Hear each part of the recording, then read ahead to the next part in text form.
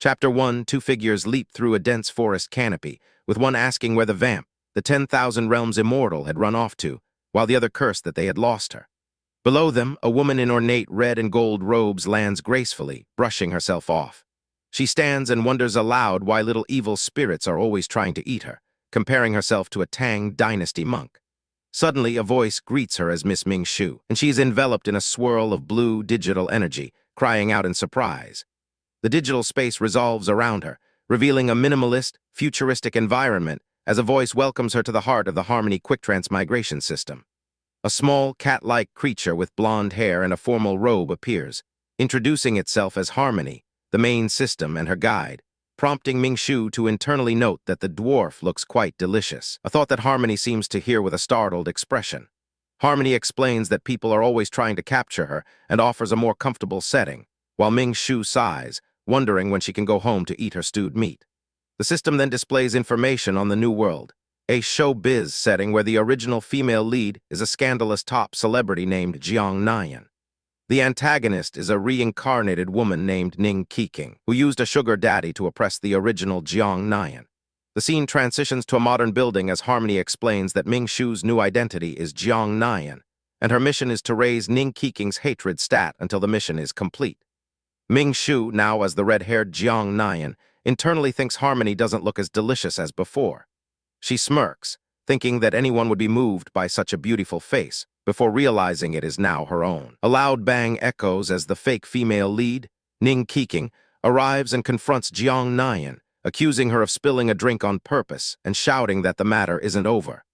Harmony explains that fake main leads are characters who use reincarnation or transmigration to usurp the protagonist's spotlight.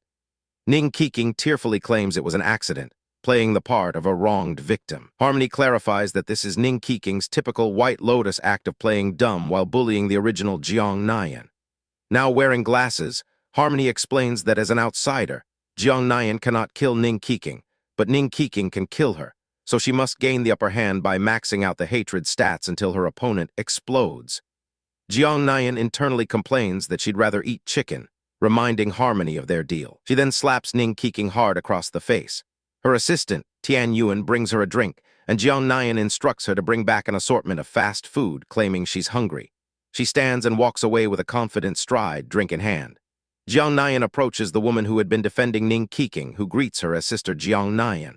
Without a word, Jiang Nian pours her entire purple drink over the woman's head. The woman is stunned, asking what she did to offend her. Jiang Nian turns to Ning Qiqing and says she forgot to mention that Ning Qiqing was being too noisy. Ning Qiqing immediately apologizes for causing trouble. Jiang Nian advises her that next time she fights, she shouldn't rely on just words as it's useless, adding that grudges should be settled on the spot or saved for the next opportunity. Later, in the washroom, Ning Qiqing splashes water on her face, wondering why the normally kind Jiang Nian would suddenly turn on her. She recalls the desolation of her past life and vows not to make the same mistakes again. Her face twists into a mask of pure malice, her eyes glowing red as she declares that anyone who blocks her path must die. Later, Lai Shaonan holds a distressed Ning Qiqing while Jiang Nian casually tells them she's leaving if they aren't going to retaliate, as she's very busy. She turns and walks away through falling cherry blossoms, only to stop a short distance away. Lai Shaonan asks Ning Qiqing why she's trembling, and Jiang Nian advises her to get treated if she's sick before it becomes serious. Lai Shaonan remarks that she's different from the rumors, to which she replies that he'll find she's very different as time passes. As she walks away, she suddenly stops and stares intently at the surrounding crew members. Jiang Nian confronts a young woman, holding up a phone and asking if she was the one who took a photo of the incident. The woman stammers that she only sent it to a friend and didn't mean any harm. Jiang Nian dismisses her apology, stating the real issue is that the woman got a bad shot of her. She tosses the phone back, warning her to capture a better angle next time or she'll get angry. Back in her lounge, Jiang Nian relaxes on a couch surrounded by junk food wrappers when her manager, AI Lin, bursts in furiously. Jiang Nian greets her casually, but AI Lin slams a file on the table. AI Lin angrily demands to know if Jiang Nian was aware that Ning Qiqing had a backer, and Jiang Nian nonchalantly says yes. AI Lin then asks if she knew the backer was Lai Shaonan, the top boss in the industry, and again Jiang Nian calmly replies yes while sipping her drink. Stunned, AI Lin grabs her, yelling that one word from Lai Shaonan could end her career. Jiang Nian just laughs, pushing her away and retorting that she'll simply change circles, questioning if Lai Shaonan has a contract with the whole world. As her phone rings, Harmony appears, suggesting she not ruin her public persona, but Jiang Nian scoffs, reminding the system of their deal. AI Lin shouts at her to stop eating, warning that her rations will be cut for a month if she can't fit into her dress for the evening's party. At a red carpet event, Jiang Nian steps out of her car looking stunning in a black gown. Reporters swarm her with questions about the bullying rumors, which she dismisses by saying she was just doing her job. A car pulls up, and the crowd gasps as CEO Lai Shaonan arrives with Ning Keqing on his arm. As they approach, Ning Keqing greets Jiang Nian. Lai Shaonan remarks that Miss Jiang has some nerve, and she replies that even she finds herself frightening when she's feeling daring. Ning Keqing tells CEO Lai that he promised not to blame Jiang Nian for the previous incident, and as she speaks, a pearl falls from her bracelet, rolling to a stop near Jiang Nian's foot. Jiang Nian picks it up, clicking her tongue and asking why Miss Ning would so casually throw away such a valuable pearl that could be used to buy many delicious things. Ning Keqing reaches for it, but Jiang Nian pulls it away, smiling smugly as she advises her not to buy such easily broken goods next time. As the crowd murmurs that Jiang Nian must have broken it herself, Lai Shaonan furiously shouts, "Enough." He supports Ning Keqing and asks Jiang Nian if she knows the consequences of disrespecting his woman. She retorts that she will be smiling longer than him anyway before turning her back on them. As Ning Keqing walks past, Jiang Nian subtly trips her with her foot. Ning Keqing falls dramatically to the red carpet, crying out about her waist as cameras flash, and Lai Shaonan shouts Jiang Nian's name in anger. Jiang Nian calmly steps over her and walks away, remarking that it's safer for CEO Lai to walk at the back. Harmony appears, noting that Lai Shaonan's hatred stat isn't necessary, but Jiang Nian dismisses it, saying it makes no difference. Online forums explode with posts about the incident, with many speculating Jiang Nian will be blacklisted. Back in her lounge, Jiang Nian casually eats chips while her assistant frets about their manager's impending wrath. Her phone beeps with an email from the director, informing her she's been cut from her current project for foolishly offending CEO Lai. Jiang Nian tosses the phone aside, calling the situation elementary. Her assistant panics, but Jiang Nian simply asks for her phone back to make a call. She calls her family home and tells the butler, Uncle Tian, that she will be visiting her mother that night. Harmony explains that the original Jiang Nian was a rich lady who had a falling out with her family, concluding she was holding a divine weapon but didn't know how to use it. Jiang Nian muses that her going home is an inevitable part of the plot. A system notification then appears, giving her a side mission: stop Jiang Zun from liking Ning Keqing. A magazine cover shows a handsome, pink-haired man named Jiang Zun, who is revealed to be her adopted brother. They squabbled endlessly in their youth and lost contact after she fell out with her family. Jiang Nian finds it interesting that her cheap brother is now a mission objective and decides to handle the matter herself. She arrives at the Jiang mansion and rings the doorbell, which is answered quickly by Jiang Zun himself. He informs her their parents are waiting and they walk inside. At the dinner table, her mother tearfully embraces her, but Jiang Nian interrupts to say she's hungry and asks if they can eat first. Her father sternly asks why she has returned, but her mother kicks him under the table, telling him to let their daughter eat in peace. When her father asks about the news online, Jiang Nian explains that Lai Shaonan is bullying her. Her mother becomes enraged, declaring that no outsider can bully the pearl of the Jiang family. Her father nods in agreement, and Jiang Nian, while choking on her food, asks him to give her control of the Starlight Entertainment Company. Later, lying in her old room, she scrolls through an article announcing she'd been replaced in her latest project. Jiang Zun enters silently, startling her as she didn't hear his footsteps. He asks what she plans to do, and she lies back down beside him, replying that it will be a tooth for a tooth. He warns her that Lai Shaonan is not an easy opponent. She gets up and grabs her phone, smirking as she says she's looking forward to seeing just how much of an opponent he really is. Chapter 2, at a lavish banquet, Jiang Nian's brother tells her to mind her image, pointing out that she has an interview later yet is eating so much. Annoyed, she retorts that it's none of his business and tells him to leave her alone, prompting him to observe that she seems different. Elsewhere, Ning Keqing arrives with her partner, CEO Lai Shaonan, thinking about how Jiang Nian's status as the Jiang family heiress makes her shrewdness understandable. She muses that antagonizing Jiang Nian will only make Lai Shaonan angrier, blaming Jiang Nian for starting their conflict. Lai Shaonan declares that his woman isn't to be bullied by others, just as Jiang Nian appears and counters that she enjoys bullying his woman. Lai Sheonan confronts her, asking if she thinks the Jiang family's protection makes her untouchable, but she merely taunts him, asking what he plans to do and daring him to hit her. Their confrontation attracts a swarm of reporters who immediately recognize the two public figures. The press crowds them, questioning Jiang Nayan about being replaced by the Everlight crew and whether it signifies a war between Starlight and Jinyu Entertainment. As a reporter asks what happened on set, Jiang Nayan deflects the question to CEO Lai before excusing herself, leaving him to face the media's inquiries. Later, Jiang Nayan spots Ning Keqing sneaking down a hallway and follows, sensing an opportunity. She watches as Ning Keqing feigns a fall, stumbling into her brother, Jiang Zun, and telling him not to be so formal when he warns her to have some self-respect. Jiang Nayan approaches the pair and sarcastically asks Miss Ning if she is planning to switch her sugar daddy, remarking how sad Lai Sheonan would be. Ning Keqing backs away, trying to explain there's nothing between her and CEO Jiang, but Jiang Nayan ignores her. Instead, she asks her brother to stand guard while she deals with the situation. He asks what she's planning to do, and she grabs Ning Keqing, coldly telling him to hit her. In a more secluded area with a hesitant Jiang Zun standing watch, Ning Keqing asks Jiang Nayan when she ever offended her. Jiang Nayan grabs her necklace and whispers that it was in their previous life, shocking Ning Keqing, who realizes with horror that Jiang Nayan somehow knows she's been reincarnated. Jiang Nayan asks if she's done pretending to be innocent. Ning Keqing tries to threaten her with the reporters waiting outside, but Jiang Nayan is unfazed, stating she won't be the one disgraced. She then pulls a struggling Ning Keqing toward a balcony window, ignoring her pleas for Jiang Zun's help. Disgusted, Jiang Zun forcefully removes Ning Keqing's hand from his arm, throwing it aside before turning to wipe his hand clean. Jiang Nayan returns moments later and her brother asks if she's all done.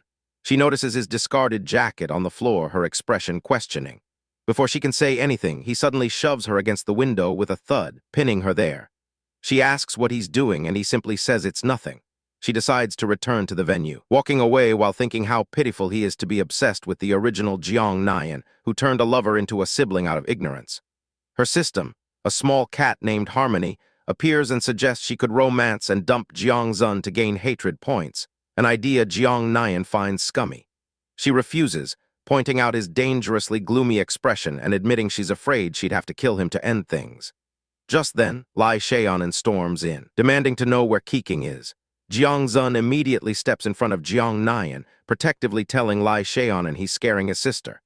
Jiang Nayan pushes him aside lightly and tells CEO Lai to search a zoo if his canary is missing. She dodges his angry lunge just as his phone buzzes with a call from a sobbing Ning Keqing. As Jiang Nayan leaves with her brother, he asks why she bothered provoking Lai Sheonan. She smirks, saying she already hit his sweetheart and didn't mind adding fuel to the fire, hoping to make the hatred stat rise tremendously. The aftermath is a media storm, with reporters swarming Ning Keqing and scandalous headlines plastering the news. Later, Ning Keqing sits in her room, scrolling through hateful comments online when Lai Sheonan enters. He comforts her, telling her not to worry and blaming Jiang Nayan for orchestrating the media attack. He vows to see how long she can last against his Jinyu Entertainment. The next day, Jiang Nayan's manager furiously confronts her outside a mansion, asking what she did to infuriate Lai Sheonan and complaining about the flood of angry calls. Jiang Nayan coolly replies that it was only 56 calls and tells her to aim for 100. Inside her car, her brother fastens her seatbelt while she talks to her manager on the phone, unconcerned about the contract terminations and welcoming the compensation money since she plans to quit filming anyway. Hearing her manager's protests through the phone, her brother offers the full support of the Jiang family if she wishes to continue her career. Jiang Nayan looks at him seriously and declares she has decided to take the family company from him. Image from page 28. He calmly agrees, stating the inheritance was always hers to begin with. She calls him boring and tells him to get a girlfriend, making his hands tremble on the steering wheel. Following news reports of her becoming the new CEO of Starlight Entertainment, Jiang Nayan shows up at the audition for Misty Mountain Villa. Ning Keqing is also there and is shocked to see her, flashing back to her previous life and vowing not to let Jiang Nayan steal the role this time. She confronts Jiang Nayan, questioning why a retired actress would be there. Jiang Nayan dismisses her, saying she doesn't snatch other people's pets. As Ning Keqing presses her, Jiang Nayan warns her to back off.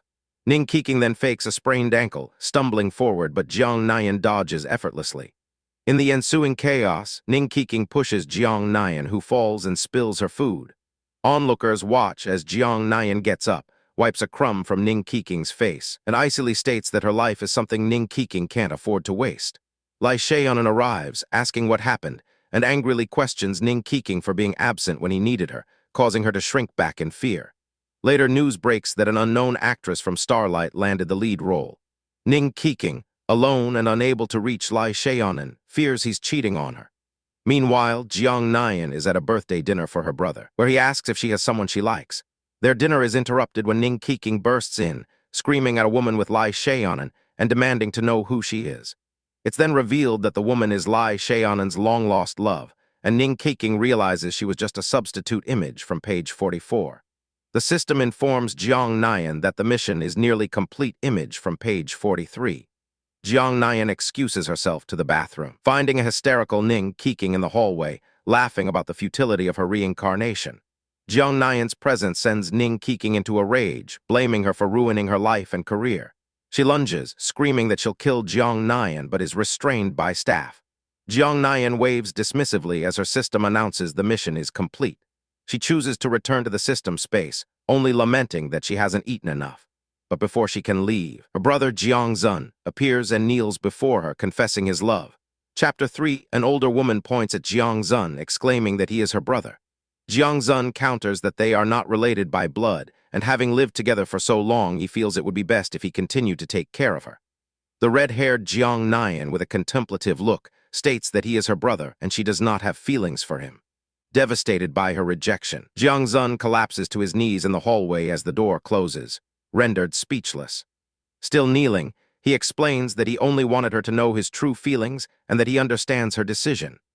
2 weeks later, Jiang Zun approaches Jiang Nayan at home, informing her that their parents have gone abroad to visit relatives and that Uncle Tian has taken a few days off for a family emergency. Jiang Nayan immediately asks who will prepare their meals now that he has taken leave. Jiang Zun claps his hands, summoning a waiter who rolls in a cart laden with exquisite dishes, telling her to simply let him know what she would like to eat. He then earnestly asks Nayan to give him a chance. She flatly refuses, thinking to herself that while rejecting his feelings is not the same as refusing food, she cannot trust that he has not tampered with it in some way. He grabs her hands, desperately asking why she doesn't like him and what he is lacking, promising he will change anything she desires. She coolly asks if he can change the fact that he has feelings for her, because that is what she dislikes. She tells her dear brother that there are plenty of other women in the world and questions why he must be so fixated on his sister.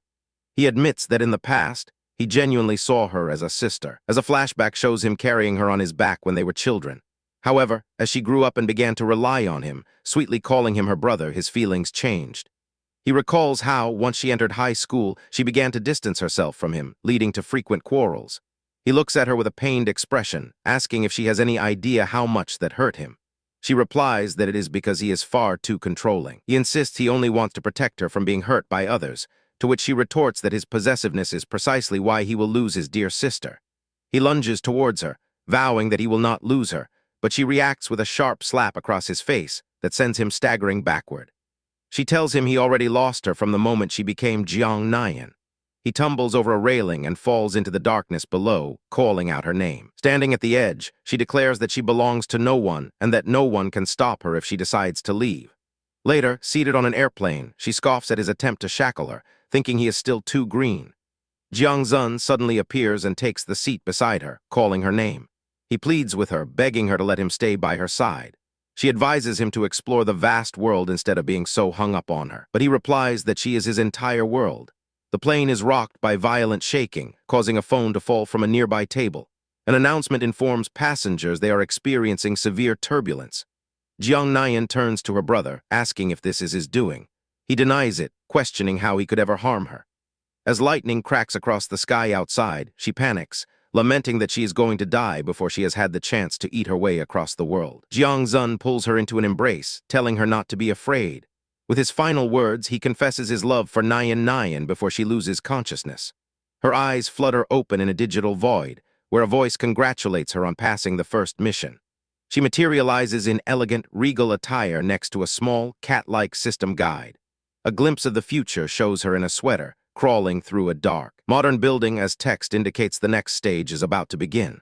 A system interface displays her mission summary for the character Jiang Nayan, showing a hatred stat of 3,000.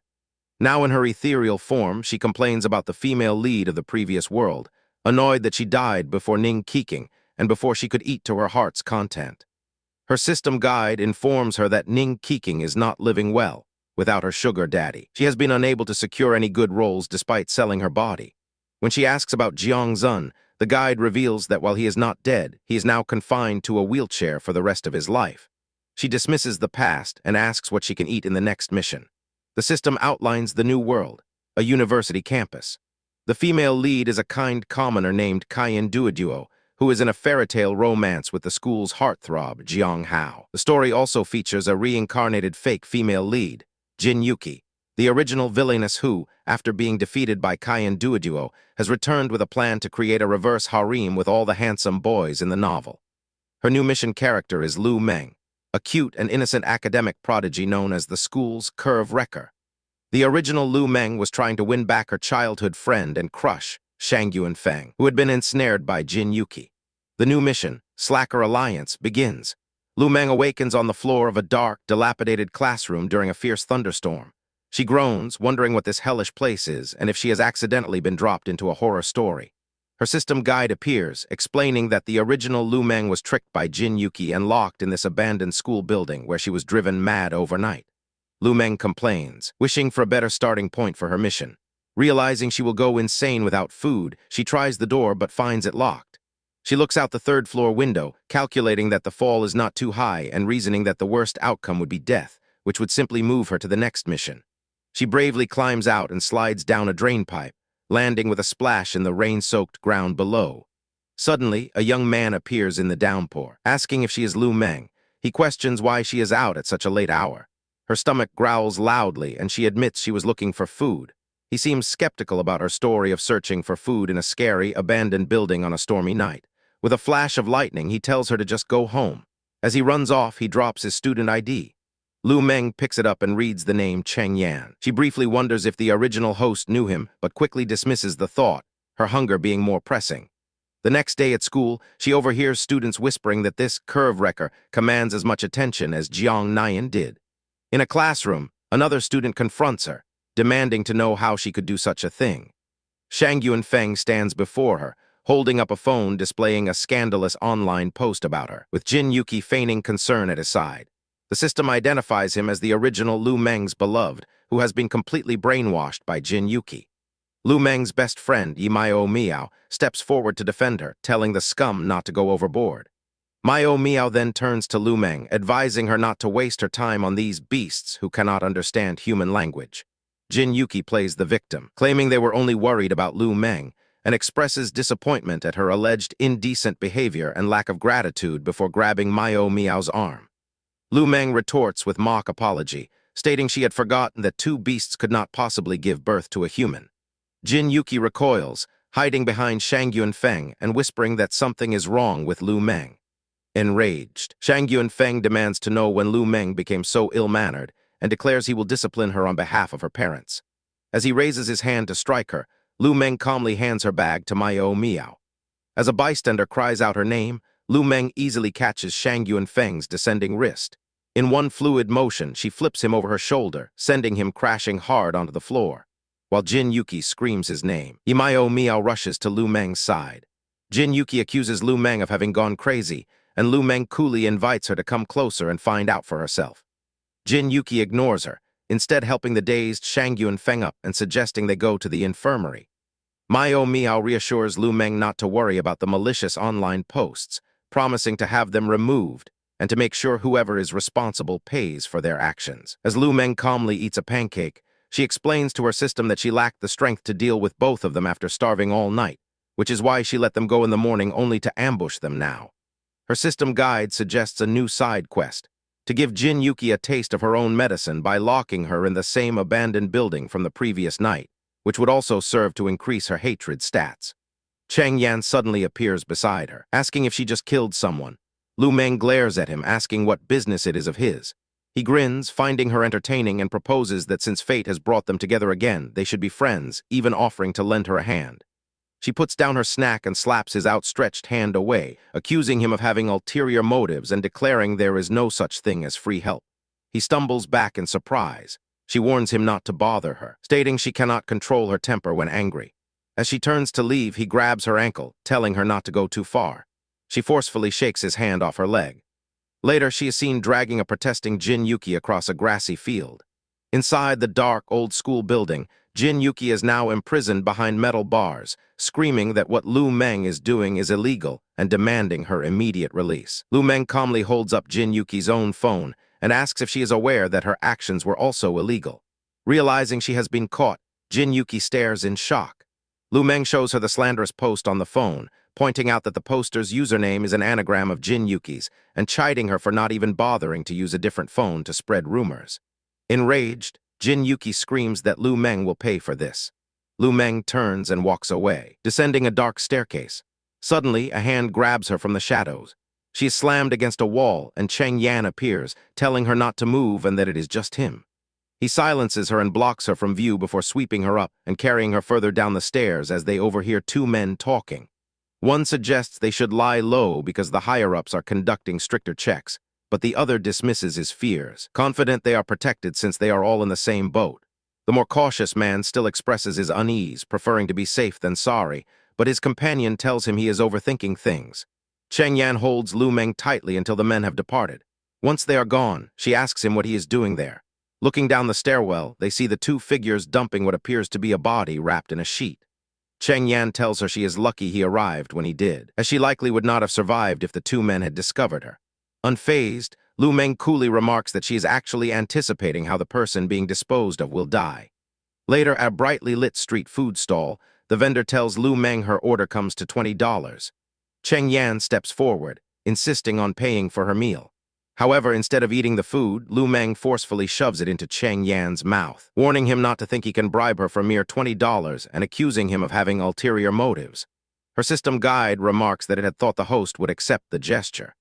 As Lu Meng walks away, convinced the boy has a hidden agenda, the system presents her with a new side quest, to expose the school's evil deeds. She questions the nature of these deeds and their connection to gaining hatred stats. The system explains that while everyone possesses a hatred stat, only those generated by official system missions are counted, cautioning her against needlessly offending others. She dismisses the system's advice with Atsk, suspecting that the school's evil deeds are connected to the body-dumping incident she witnessed earlier. Cheng Yan follows her into a cafe, asking if she is going to introduce herself after he has been trailing her. He then introduces himself as Cheng Yan, using poetic verses to explain the characters of his name. He offers to buy her a meal, but she bluntly tells him he cannot afford it. When he asks how she would know, he leans in close, suggesting she should consider letting him support her financially. She immediately shoves him away, rejecting his offer. As he leans over her table, she asks him what he knows about the old school building and the two men they saw earlier. His expression turns serious as he warns her not to ask questions and to never go there again, adding ominously that the place is haunted by lurking ghosts.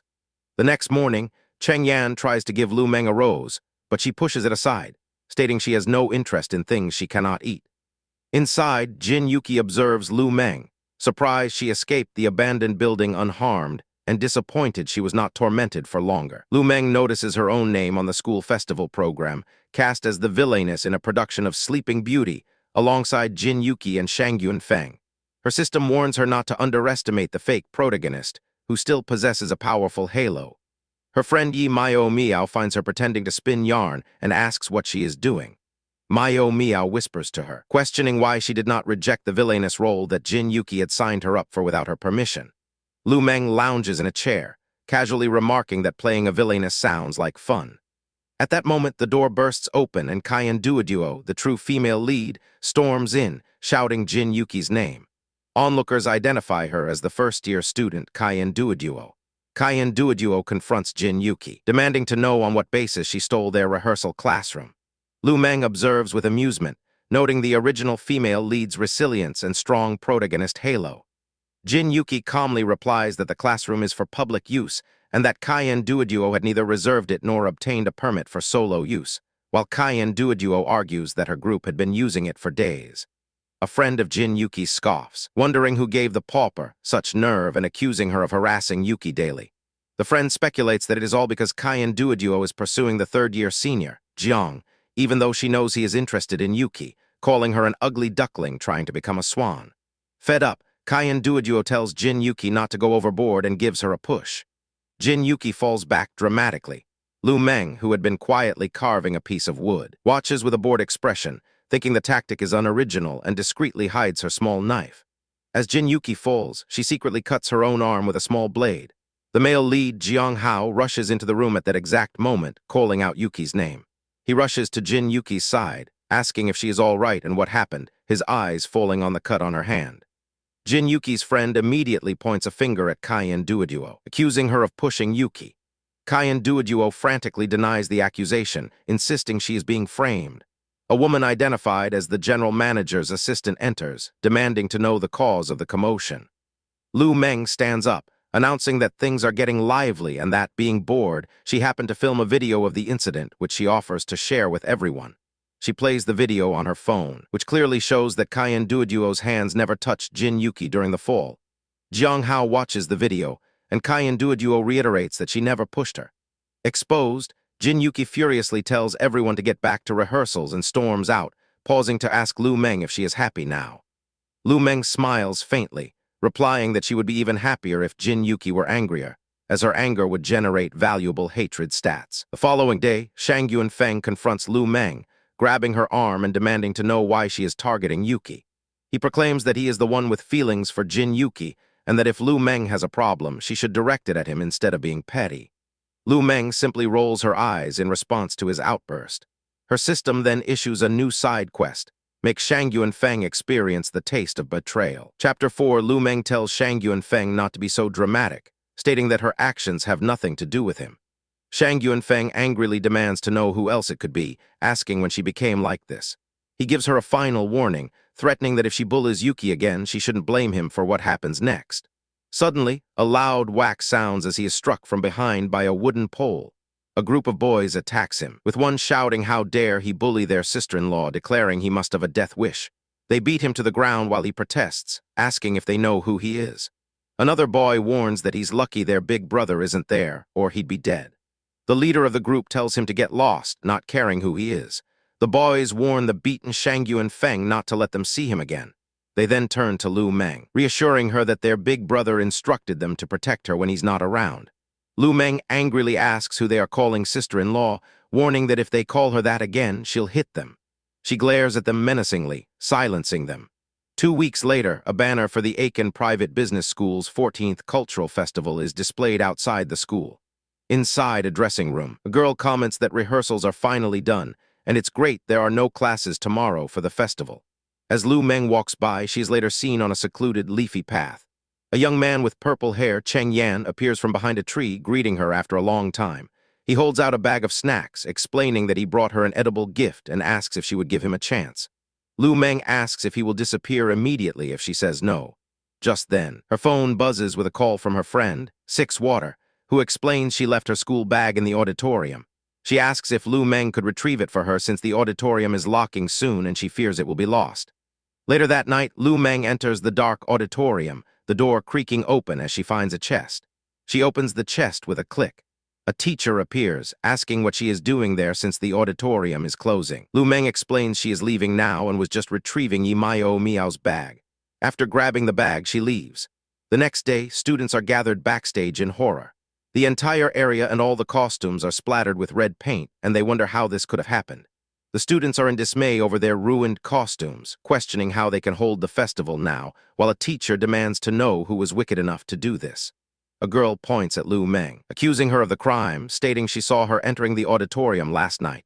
Yimayo Miao defends Lu Meng, explaining she had asked her to retrieve her bag. The accuser retorts, asking if she has proof Lu Meng didn't do it.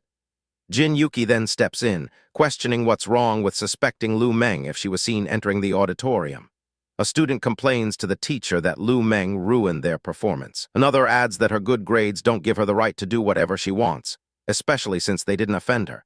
The teacher quiets the students and confirms that he did see Lu Meng there alone when he locked up. The students immediately conclude she did it, demanding an explanation. Yimayo Miao desperately pleads with the teacher, insisting Lu Meng is being framed and begging him to investigate. The teacher asks Lu Meng if she has anything to say. She calmly states she is not the culprit and asks if they haven't all noticed something about the scene. She walks over to the splattered costumes, stepping carefully through the mess. She looks intently at the red splatters, remarking that this place smells like blood. The police arrive, with one officer noting 2 different paint colors were used, likely splashed twice. Another confirms a large quantity of human blood was mixed in the paints. They decide to take the students who were present in the morning for questioning. Jin Yuki watches, wondering how things escalated this far. In the interrogation room, the police surmise a student's prank was taken advantage of, with Lu Meng as the prime suspect, though they note the teacher said she only had a bag with her. An officer points out that CCTV footage showed Lu Meng leaving minutes later, which wasn't enough time to commit the crime, though his colleague suggests she could have returned while avoiding cameras. In the interrogation room, an officer asks Lu Meng how she discerned the scent of blood through the paint fumes. She claims she was born that way and adds that blood turns dark while paint doesn't. The officer, smoking a cigarette, finds her behavior strange, especially since the teacher personally locked the auditorium doors. As he contemplates, another person enters the station. A female student walks in, announcing she has come to turn herself in. She confesses to splashing the paint but claims to know nothing about the blood. The officer asks if she stole the auditorium key from the student council. The student first denies it, then quickly admits she did steal it, explaining she wanted revenge because her class excluded her from the festival. Lu Meng leaves the station, thinking she needs to check the student council. News spreads that Jin Yuki was the perpetrator, leading to gossip about her bribing a scapegoat and whether she was also responsible for the blood. In her room, Jin Yuki throws her phone in a rage, fuming that she transmigrated to be a princess, not a public enemy. Lying in bed, she glares, blaming Lu Meng for everything and vowing to make her pay. She calls Shangyun Feng. Lu Meng then receives a text from him, asking to meet alone at the old school building in 30 minutes. When her friend Yimayo Miao asks her to get food, Lu Meng declines, saying she's busy increasing her hatred stat. Yimayo Miao worriedly asks if Shangyun Feng is looking for her. Yimayo Miao begs Lu Meng not to go, reminding her that Jin Yuki tried to frame her before and is likely scheming again. Lu Meng dismisses her worries, stating she is merely going to watch a show and has no interest in useless relationships, which relieves her friend. Lu Meng walks towards the old school building, thinking she hasn't been there since that day. She decides to look around before Shangyun Feng arrives. She then spots Shi Yaxin, the Aiken Consortium's GM assistant, looking around furtively. Outside the affiliated middle school, Lu Meng peeks around a corner before Chang Yan suddenly pins her against the wall, and they stare at each other intensely. The cookies he was holding fall to the ground. He demands to know why she's going to the affiliated middle school. Lu Meng irritably asks if he's addicted to this move and points out he just came from there too. He sternly tells her not to go there anymore. He leans in close, asking if there are ghosts lurking there like in the old school building. He pleads with her to listen to him for once, saying he only wants to protect her. She pushes him away, refusing. He grabs her wrist, insisting one last time that she not go into that school. Lu Meng twists his arm, but he doesn't retaliate. She throws him to the ground, and he notes that she almost fought back. He sits up, questioning why she hides her strength while getting close to him, then grabs her hand, asking what kind of man he'd be to fight the girl he's fond of. Lu Meng questions if he is truly fond of her. He looks away, claiming one's eyes don't lie when they have feelings for someone. She pulls her hand away, telling him not to deceive himself, and they walk away together. Later, as it gets dark, Lu Meng climbs the stairs of the old school building, using her phone as a flashlight and muttering that a stalker delayed her. She cautiously looks around, her light revealing a bloody scratch mark on the wall. She kneels to examine it, oblivious to the monstrous shadow looming over her. She smirks, thinking this ghost is interesting. Meanwhile, Shangyun Feng is with Jin Yuki, who asks if her plan is okay. She complains that he's unwilling to help her make a fool of Lu Meng, even after all the misery she caused her. They hear footsteps, and Jin Yuki says she's coming.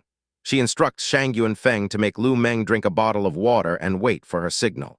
She inwardly schemes about how he will react when his childhood friend throws herself at him. Shangyun Feng sits alone, holding the drugged water, thinking that for Jin Yuki's sake, he'll have to retire early. Lu Meng arrives and calls out to Shangyun Feng. She asks what's so important it couldn't be said in the classroom, reminding him her time is precious. He apologizes for making her suffer and offers her a bottle of water, saying she must be tired. Elsewhere, a group of students led by Jin Yuki pretends to look for a lost necklace, deciding to enter the old building to search for it. They express their concern about entering the supposedly haunted building. From a rooftop, Lu Meng watches them, having already tied up and gagged Shangyun Feng. She drinks from the water bottle he offered her. The students below hear a strange sound. Jin Yuki thinks her plan is succeeding and that Lu Meng is done for. She pushes open a classroom door, only to find it empty before being grabbed from behind by a crazed Shang Yunfeng, who calls her a pervert. Lu Meng appears in the doorway, phone in hand, explaining the spiked drink would have humiliated them both. She taunts Shang Yunfeng, saying it's impossible Yuki would harm him, and suggests they test it. Shang Yunfeng remembers being beaten up by Lu Meng, realizing Jin Yuki played with his feelings, and angrily asks how she dared to use him. The other students arrive to the shocking scene of a disheveled Shang Yunfeng and Jin Yuki. Lu Meng slams the door shut, locking them inside as Jin Yuki screams for help. The students bang on the door, telling Shang Yunfeng to open it. Inside, he throws Jin Yuki to the floor. The boys try to restrain the lunatic Shang Yunfeng, but he yells at them not to stop him as he grabs Jin Yuki again. On the rooftop, Lu Meng sits with her system cat, suggesting they go down to watch the festivities. The system remarks that the host is ruthless for stripping and beating him. Lu Meng muses that it's better for her if Shang Yunfeng retires early, standing on the edge of the roof. She thinks his side quest should now be complete. She then leaps off the roof, landing in a splash of blood in front of a mysterious blue-haired figure holding two terrified students. A strange, snake-like entity appears, with Lu Meng's silhouette reflected in its eye. Sometime later, Lu Meng stands on the school rooftop, looking down at police cars below. A newspaper headline reports a student's suicide at the old school building. Cheng Yan appears, telling her to come down, and pulls her back from the edge. They land safely on the roof. Lu Meng accuses him of stalking her, but he reminds her he had warned her not to come here. He says he only wants to protect her, but she asks if he ever considered what she wants. He calls her hopeless and points to the edge, saying the girl jumped from there. He asks if she believes the police's suicide ruling. Lu Meng reveals that she was there when the girl jumped. A flashback shows the girl's feet dangling over the edge. Lu Meng recalls sitting on the roof at night when she heard someone sobbing. A young girl was crying on the edge. Lu Meng had approached her, asking what was wrong. The girl said she was fine, but then asked if Lu Meng knew the feeling of when living is worse than death. Lu Meng recalls that there was no one else on the roof, and the girl's eyes at that moment were already dead. In the present, Cheng Yan asks why she didn't stop her, and she replies she wasn't certain the girl would actually jump. She says she doesn't know what kind of ghost is in the affiliated school. Cheng Yan explains the affiliated school is a charity project for poor students and asks if she knew that. He reveals that the people they saw in the stairway were a consortium executive and his assistant, who are lovers, and the assistant organizes supplementary lessons for the students every Friday. Lu Meng questions why he's telling her all this, and he replies it's better than watching her get into danger alone. She asks what sketchy business they are conducting to make him so wary. He admits he couldn't find anything concrete, but the students who attend the lessons hate and fear them, making him certain something is wrong. Lu Meng realizes it's Friday and asks where the lessons are held. Cheng Yan says they are in the guarded library, which he's never entered. Just then, a group of girls exits the building. As Lu Meng moves to follow, he grabs her, warning she'll be found out. She looks back at him with determination, stating that she's obviously going ghost-busting. Chapter 5. A woman walks alone on a quiet street at night until she is suddenly ambushed from behind, her mouth covered to stifle her scream. Her attacker drags her into a dark alleyway and throws her against a wall, causing her to slump to the ground. The assailant, the red-haired Lu Meng, calmly kneels and picks up the woman's dropped purse and phone. Lu Meng holds the phone up to the terrified woman, identified as Assistant She, and coldly remarks that she and her associates seem to enjoy using their personal devices for their dirty work. She then shows Assistant She a message thread discussing a good stock and a transferred payment, complete with a video thumbnail showing a young girl eating raw food. Defeated, Assistant She slumps against the wall as Cheng Yan appears, holding her in a headlock while Lu Meng asks if he wants to end this himself. Terrified, Assistant She confesses that Pan Zhiguo has powerful people behind him, and she is too afraid to defy him, claiming she never wanted to be a part of it. Lu Meng questions her about the bizarre eating broadcast, wondering how such a low-grade activity could drive people to their deaths. Assistant She claims ignorance, saying she only knew about the eating broadcasts and didn't dare to inquire further. Cheng Yan then explains Pan Zhiguo's entire systematic operation. He would gather girls in the library under the pretense of supplementary classes to force them into live broadcasts. Any student who misbehaved would be locked in the creepy old school building until their spirit was broken. He reflects that these girls were nothing more than victims to satisfy the perverted fetishes of the wealthy. Filled with rage from the memory of the imprisoned girls, Cheng Yan apologizes for not being able to help them sooner. Later on a balcony, he asks Lu Meng if she is really just letting Assistant She go. He warns her about the danger, explaining that it's not just Pan Jiguo but likely the entire Aiken consortium involved. When he voices his concern about what might happen to her, Lu Meng simply turns away, stating that high returns require high risks, and she enjoys taking them. The following Monday, a horrific scene is discovered in a bathroom at the Aiken Business-affiliated middle school. A student lies dead in a pool of blood, the word retribution scrawled on the floor in blood next to her. Cheng Yan, wearing a mask, discovers the body and cautiously asks who's there when he hears a noise. Later, at an outdoor cafe, Lu Meng explains to him that the culprit is using fresh blood to convey despair and attract attention. She recounts how another student had recently committed suicide by jumping from the school auditorium, leaving a suicide note in blood. But the police hastily closed the case after the family was paid off. Her phone buzzes with a voice message from Shi Yaxin, prompting an irritated Cheng Yan to tell her she should really pay her tax. As Lu Meng listens with a smirk, Shi Yaxin's tearful voice details how Principal Pan threatened their families to ensure their silence, a confession followed by Pan's warning that he wouldn't let her family off if the truth got out. Lu Meng thinks to herself that the time to gather these girls has come. Sometime later, Cheng Yan is surprised to find Lu Meng at the middle school dressed in a student uniform. She cryptically tells him that the fun is about to begin, revealing several sticks of dynamite strapped to her backpack as she walks away. Soon after, the school is swarming with police, and the bomb squad after a note was found detailing 2-time bombs set to detonate on campus. As one team works on a bomb in a stairwell, another officer reports finding a secret door in the study room, suspecting a hidden basement. Inside, Principal Pan Jiguo, realizing things have escalated too quickly, opens a safe and decides his only option is to flee. However, his escape is blocked by Cheng Yan disguised as an officer, who trips him and sends him tumbling down a flight of stairs. At the bottom, surrounded by scattered money, the injured principal is tormented by visions of his victim's ghostly hands reaching for him, demanding he repay blood with blood. In the aftermath, a newspaper headline exposes the school's shocking illegal live shows, leading to its suspension and the punishment of senior consortium officials. Lu Meng and Cheng Yan discuss the events. Principal Pan is dead, and with Shi Yaxin and other victims testifying, the consortium's cover-up failed, forcing everyone involved to step down. Sitting on a rooftop, Lu Meng declares that the years of evil deeds have finally ended. Cheng Yan scolds her for the reckless bomb plot, asking how she was so sure the specialist would find the basement. Annoyed, she pushes him away and leaps gracefully from the wall, explaining that breaking news needs drama and that she saw a ghost during her 2 days locked in the old building.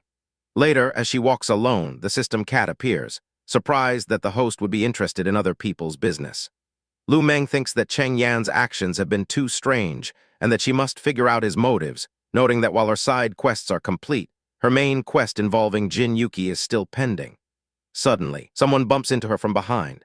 It's a scarred Jin Yuki who glares at Lu Meng with pure hatred. The system cat cheekily warns her about pulling in another wave of trouble. Jin Yuki grabs Lu Meng, asking if she remembers how Shang Yuan Feng treated her. Pointing to her disfigured face, she pushes Lu Meng against a fence, but Lu Meng easily throws her to the ground. A flashback reveals Shang Yuan Feng pinning Jin Yuki down and destroying her face, a memory that is now overlaid with Lu Meng's sinister, smiling face telling her to go to hell. A system notification declares the hatred stat is full and the quest is complete. Jin Yuki rises, screaming that she'll never forgive her, and lunges forward, only for Lu Meng to sidestep her effortlessly. Jin Yuki then turns and flees into a nearby school building, running past Shang Yuan Feng without a glance. He turns, confused, only to see Jin Yuki, now hooded. Confronting him, she asks him why he ruined her before stabbing him repeatedly. She stands over his body, questioning why everyone else gets to live normally before leaving him dead in a pool of his own blood. Outside, police and paramedics arrive as Jin Yuki is arrested. It's noted that after this, she'll likely be sent to a mental hospital.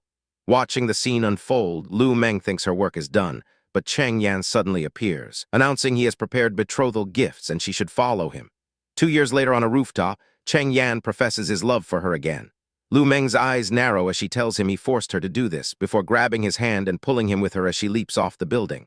They land safely on a large inflatable cushion below. Cheng Yan, who had remained on the roof, jumps down to join her. She flips him over so he's on top of her, and he gently tells her she has won. She coolly replies, "As you wish," and states she won't pester him again. He seems confused, questioning why she can't accept his devotion. Lu Meng asks why she should be with someone she doesn't fancy. Later, holding an old photograph, she stands before a traditional house, wondering about the place.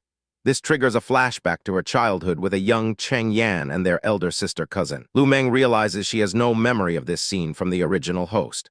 The flashbacks continue, revealing that after the cousin's death from poisoning, a bedridden Lu Meng was separated from Cheng Yan due to a lie about the house being haunted. In the present, Cheng Yan reflects that if Lu Meng had truly died back then, his mission would have succeeded. At that moment, Ming Shu awakens in her true, empress-like form, back in the system space. Confused, she asks the system cat what happened. A notification reveals that the character Lu Meng's original lifespan ended when her cousin was poisoned. Ming Shu angrily demands to know what the original host's love life has to do with her, but the cat simply tells her to calm down and moves her on to the next mission, concluding the Slacker Alliance mission. The new mission world is Xuan Yuan Land. The original protagonist is the noble Xiao Rufei, while the fake protagonist is Xiao Rufeng, a transmigrated modern-day killer who ruined Rufei's life out of jealousy. Ming Shu's new identity is Zhai Po, the powerful lord of the Valley of Dead Souls, who was originally manipulated by her friend Bai Yanren and killed by Xiao Rufeng. The mission is to survive in the world of Bell of the miracle-working doctors. Ming Shu awakens as Zhai Po in a forest with her servants. After reviewing the original character's memories, which include being pushed towards a giant boar by Bai Yanren, she decides she no longer needs to worry about her supposed friend. Instead, she declares she's hungry and has her companions roast the boar they just killed. As they prepare to eat, the roasted boar is suddenly knocked aside, landing on an approaching figure. It's Bai Yanren, who emerges from the woods screaming for help, claiming she was being chased by a rank 6 mystical beast. She angrily demands to know where Zhai Po has been, but is reminded by Zhai Po's servant that she was the one who abandoned them first. At that moment, the 7th prince, Feng Cheng, descends, carrying an unconscious Xiao Rufei. Bai Yanren orders Zhai Po to make amends by retrieving the beast. The system cat gives Ming Shu a side mission to gain hatred points from Bai Yanren, which she finds too easy. She tells her companions to wait as she walks past Bai Yanren, flipping her the middle finger. While Bai Yanren tries to assure the prince that Zhai Po will handle the beast, Ming Shu vanishes into the woods. An hour later, she returns. When Bai Yanren demands to know where the beast is, Ming Shu gestures towards the bushes and says she has brought it back. A massive, glowing beast wreathed in lightning lunges out of the darkness towards the terrified group. Chapter 6, with a final slam, the massive, electricity-wreathed thundercloud cat crashes its paw down, narrowly missing one of the men who lies defeated on the ground. The guards draw their swords, shouting for everyone to protect His Highness as they nervously face the snarling beast. At a word from Zhai Po, the creature calms down, stopping its advance. A purple-haired woman furiously pushes one of the men, accusing him of being mad for bringing the mystical beast back to attack them. The man explains that he only obeyed Miss Bai's instructions and brought it back as ordered. Nearby, a man holding an unconscious woman asks if Zhai Po can tame beasts, while a purple-haired woman with a flower in her hair wonders the same thing. Zhai Po calmly asks the thundercloud cat if she instructed it to attack them, and the beast shakes its large head. She turns back to the group, stating simply that she cannot tame beasts. The purple-haired woman with the flower is left speechless as the cat nuzzles against Zhai Po's robes with a tug. Zhai Po addresses the group, demanding to know which of them took the cat's egg and telling them to return it, though a small chibai version of her briefly wonders if the eggs taste good. This causes a wave of confusion to ripple through the onlookers, with one man quietly asking his companion if cats even lay eggs. The 7th prince steps forward, his expression stern as he commands whoever took the egg to hand it over at once. A bruised man advises the prince not to listen to what he calls nonsense, insisting that thundercloud cats are incapable of laying eggs, but Zhai Po retorts that they can believe what they want, warning them that the cat will chase them relentlessly if the egg isn't returned. The thundercloud cat lets out a menacing snarl, and the prince, with a grim look, orders his men to search. A short time later, one of the guards calls out to His Highness, announcing that he has found something. He holds up a luminous, iridescent orb which he presents to his comrades as they huddle together cautiously. They whisper among themselves, admitting they've never seen such an egg before but still doubting a cat could lay it. The thundercloud cat, having retrieved its egg, turns and walks back into the forest with a flick of its tail. Zhai Po watches it go, remarking on how ungrateful it was to not even offer a word of thanks. Behind her, one of the maids whispers that the mist seems different now. Zhai Po declares that since the matter has been resolved, the purple-haired woman, Zhai Po, should go have a look at Sister Rufei. She bluntly refuses. Zhai Po whispers to her that she doesn't actually need to treat Rufei. She can just pretend to go over and then claim she can't be cured, identifying her as a minor antagonist who wants Rufei gone. The woman says she isn't free and tells Jai-Po to go if she wants to. Suddenly, the woman's demeanor changes completely, and she tearfully begs Jai-Po for help, admitting she was wrong and explaining that Sister Rufei is in critical condition, even offering to pay consultation fees. Jai-Po internally notes the rapid shift in attitude, musing on the predictable tactics of such characters. The seventh prince and his retainer approach, with the retainer formally requesting Miss Jai-Po's help, stating he has heard of her excellent medical skills and explaining that Miss Zio was poisoned by a rare substance. The bruised man agrees on her behalf. Jai-Po then states that she will help, but on one condition. She looks at the purple-haired woman and tells the prince to have his men beat her up. The ground begins to rustle. The prince's retainer calls her request a little too demanding. Jai-Po turns away, telling the seventh prince to head back then. The retainer asks if she has any other requests, promising any rare treasure from the royal or Zio families. Just then, the ground begins to shake violently. A massive explosion erupts nearby, sending a shockwave through the forest. One of the women asks what is happening now. A giant, roaring, white-tailed bear emerges, identified by the terrified group as a rank 7 mystical beast. As the men retreat in panic, one falls down. The man who fell insists that this time he really didn't hide anything. A blue-haired girl with a sword, identified as the fake female protagonist Zio Rufeng, is already on the scene, kneeling with a determined expression. One of the guards wonders why she is there. The group scatters, yelling for everyone to run as the bear charges. Its massive paw slams into the ground, sending debris flying. The bear lets out a low growl. The purple-haired woman points at Zio Rufeng, accusing her of attracting the beast and telling her not to harm them. Huizu nervously asks Jai-Po why they need to run with so many people, and Jai-Po explains it's a rank 7 beast that even their strongest fighter can't defeat, especially with their group of injured and sick people. Suddenly, the thundercloud cat reappears with a howl. It leaps through the air, claws extended. The cat and its summoned duplicates swarm the much larger bear, scratching and biting at it relentlessly. The injured bear escapes into the forest, followed by the pack of mystical cats. The mother cat returns and spits out a glowing butterfly-shaped object in front of Jai-Po.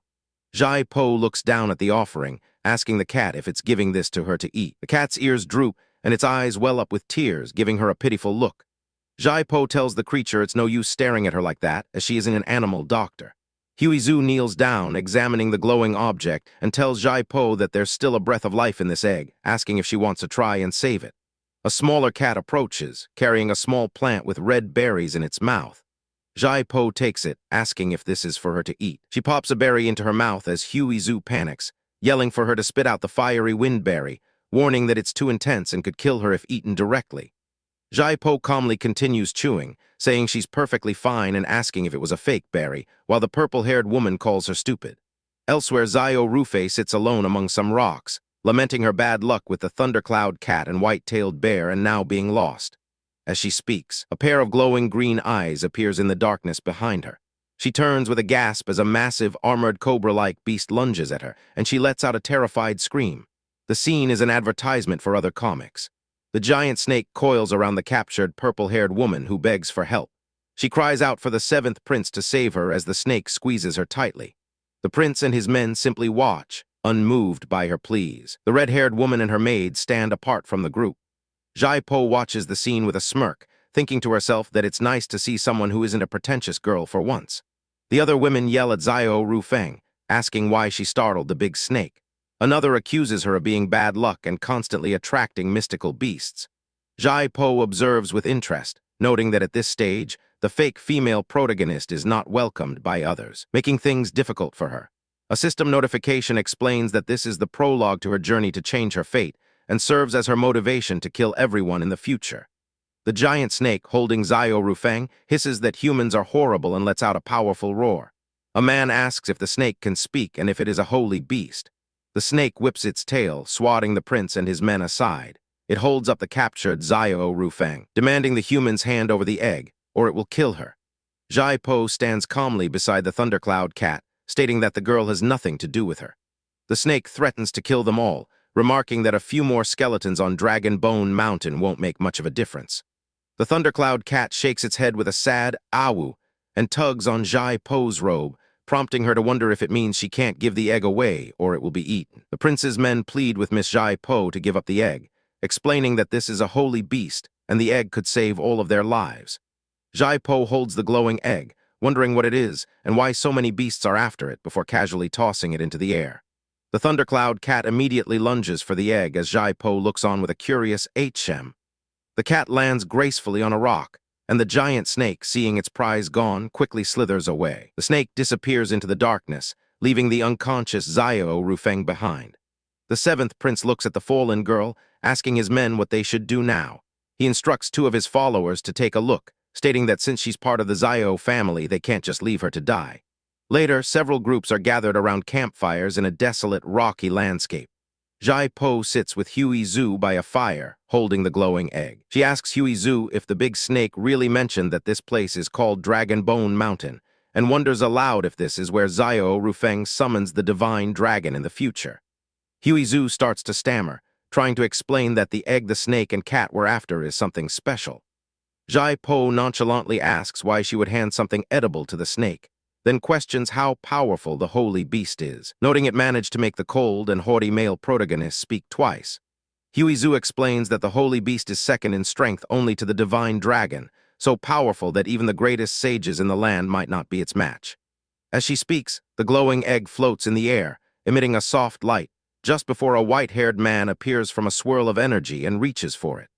As his fingers touch the egg, a powerful backlash of energy erupts, forcing him to retreat his scorched hand. Huey Zhu's guard draws his sword, demanding to know who the intruder is, as the man, Sir King Chen, stands within a circle of fire. An advertisement for other comics is shown. Huey Zhu's guard identifies the man as Sir King Chen, the master of Drunken Blossom Court. As Huey Zhu yells for her miss, Jai Po breaks free from her grasp and charges forward, angrily declaring that she doesn't care where he's from. He tried to snatch her snack. She attacks him, but he casually disperses her energy blast with a wave of his hand, commenting that the successors of the Valley of Dead Souls are getting worse and worse. Undeterred, Jai Po leaps into the air. She lands with her foot on his chest, steps over him, and snatches the glowing egg back from his hand as he falls to the ground. She lands on top of him, holding the egg, and wonders aloud why it died, and if a dead egg is still edible. The giant snake beast reappears, roaring in fury that the horrible human dared to deceive it. It lunges forward, but Jai Po grabs its tail with a swoosh and swings the massive creature around. With a powerful boom, she slams the snake into the ground. Sir King Chen now stands atop the dazed snake, demanding that Jai Po give him the egg. They clash in a flurry of motion. Their fight takes place atop the massive snake's body. The snake roars in frustration, telling the despicable humans to let go of it. Sir King Chen stands calmly in the fiery landscape. He grabs Jai Po's ponytail, demanding she compensate him for the egg, which he calls an edible one. He then smirks, revealing that it's a divine beast egg, not seen in Xuan Yuan land for years, and a single one contains half a lifetime's worth of cultivation energy. He gestures to the struggling snake, noting that it also knew about the egg's power. Jai Po glances at Xiao Rufeng in the distance, who is now fighting a skeletal creature, and realizes this egg must be the source of her future power. She thinks that the fake female protagonist is extremely lucky, then decides to get hatred points from her before she becomes too hard to deal with. She finds the now dull egg and mutters about it being killed just like that, then tries to sneak away, but King Chen grabs her arm and pulls her back. She grabs him in return, declaring that if the egg is so rare, there's all the more reason for him to compensate her for it, and pulls him into a hug. He looks down at her, apologizing and saying he really can't compensate for the egg. He leans in close, and Jai Po stares back in a daze as he whispers that if she's willing, he can offer an alternative. He suggests he could repay her with his body and compensate her with another type of egg. An advertisement for other comics is shown. Her companions look on in shock as Jai Po remains in his embrace under the starry sky. Suddenly, she breaks the mood with a sharp headbutt, yelling at him for trying to take advantage of her. As he stumbles back, his attendant warns him to be careful as the place has caught fire. Jai Po disappears in a swirl of mist, calling out that she'll see the Valley Lord next time. As she vanishes, she adds that if he accepts her compensation, Drunken Blossom Court will eagerly welcome him anytime. King Chen asks if she's escaping because she can't win and questions if she's even human. Huey Zhu runs up to Jai Po, patting her back and asking if she's all right, mentioning that she's heard Sir King Chen is a very strange and creepy person. Jai Po asks what his Drunken Grass Court does, and whether he's more strange and creepy than she is. Zhu gently corrects her that it's the Drunken Blossom Court, explaining that while it's the most famous tavern, they are an intelligence network involved in both legal and underground dealings, so powerful that even the royal family is wary of them. The prince and his retainer look toward the massive, dead snake beast as Jai Po concludes that King Chen is a typical errand boy character and wonders if this scene was in the original story. She approaches the snake's corpse, talking to herself about its good quality meat and pity that it can talk, concluding that eating something so stupid would only lower her own IQ. Her companions watch in horror, realizing she actually wants to eat the holy beast. Suddenly, a hand grabs Jai Po, and she shouts for everyone to run. The ground begins to shake with intense vibrations as the snake beast's corpse convulses. Its rocky armor cracks and splits open, and a beam of golden light shoots into the sky as it vows to return. From the ground, a massive skeleton with antlers rises, letting out a spectral roar. Jai Po sits atop a rock, calmly observing that there really was a dragon. Zhu is ecstatic, exclaiming that it's a bone dragon, thought to be extinct in Xuan Yuan land. Jai Po is unimpressed, pointing out that it's just a bone dragon with no meat to eat anyway. Zhu spots Xiao Rufeng on the bone dragon's back, noting how quickly she escaped. Jai Po thinks about how the fake female protagonist obtains a dragon in the future, realizing this is the start of that event, and that she needs to act before Xiao Rufeng becomes too powerful. She sits on a large leaf, observing the two glowing eggs, one of which tries to roll away. She presses down on it, asking if it's trying to escape and commenting on its energy, accusing it of faking its death earlier. The egg cries out for the horrible human to let it go.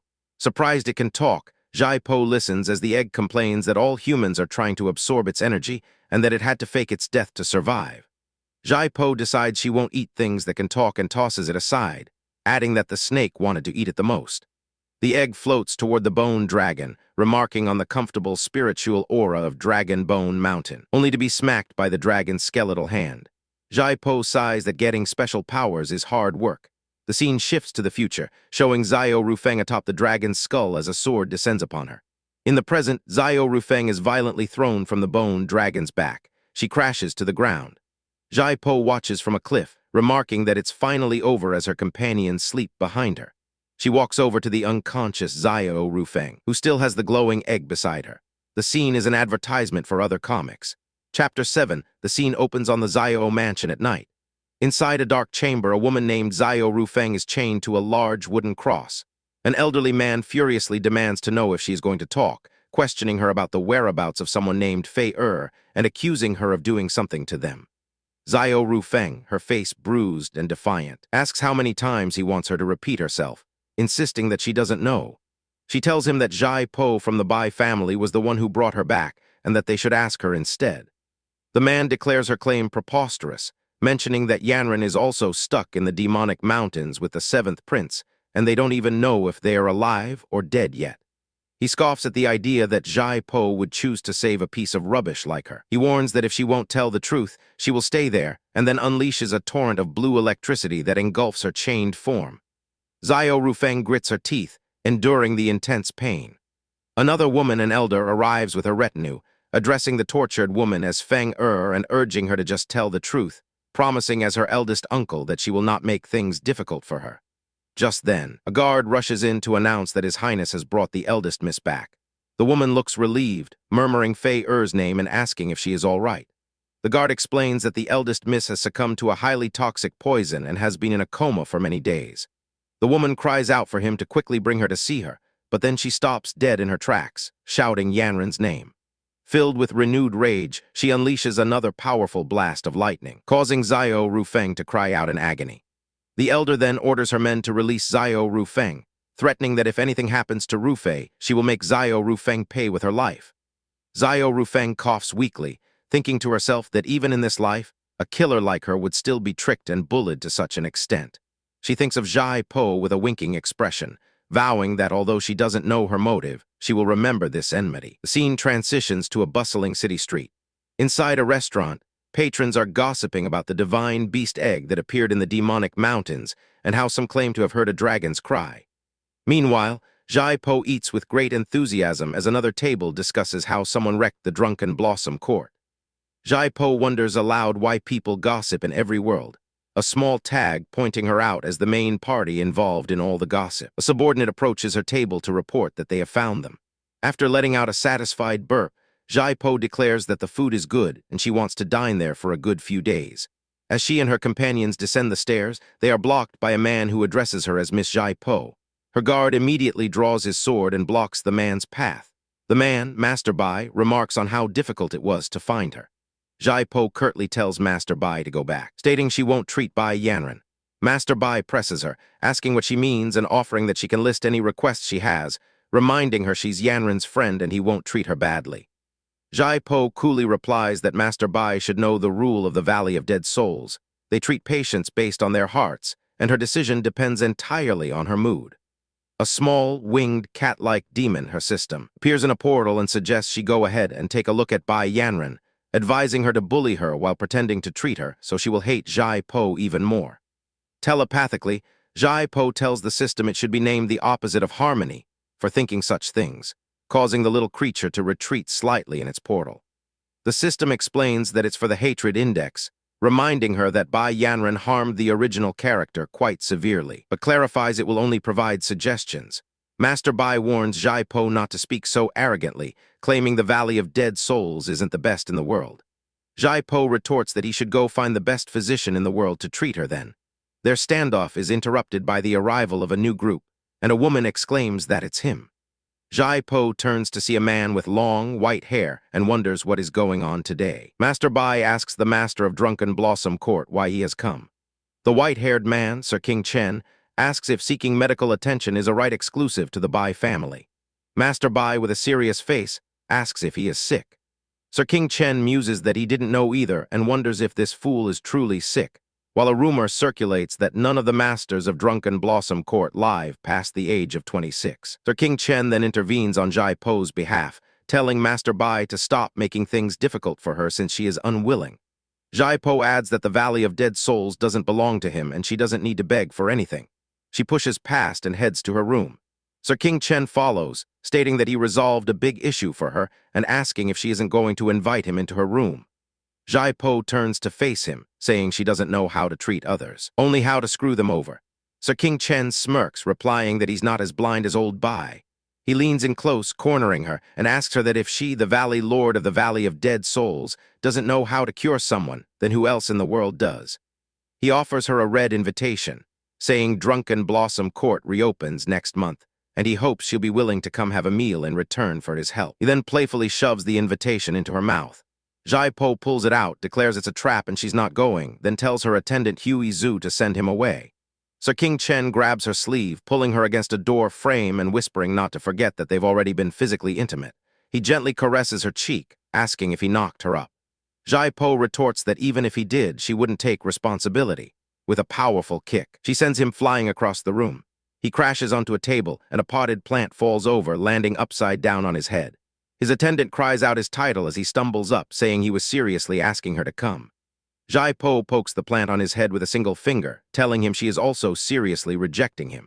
She turns and walks into her room, telling him she won't see him off. Once the door is closed, Sir King Chen clutches his chest, wincing from a sharp pain. The entire inn begins to shake with an intense vibration as he screams. Huey Zhu bursts into the room, exclaiming that it's here. Just as Jai-Po asks who is here, a giant golden snake smashes through the wall, demanding that the human give it the divine beast egg. Jai-Po tells her companions to run as she parries an attack, yelling that the creature is horrible.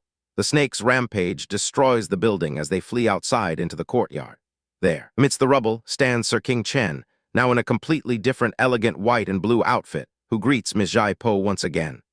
As the snake slams its tail down, Jai-Po mutters about how she keeps meeting annoying guys who won't go away.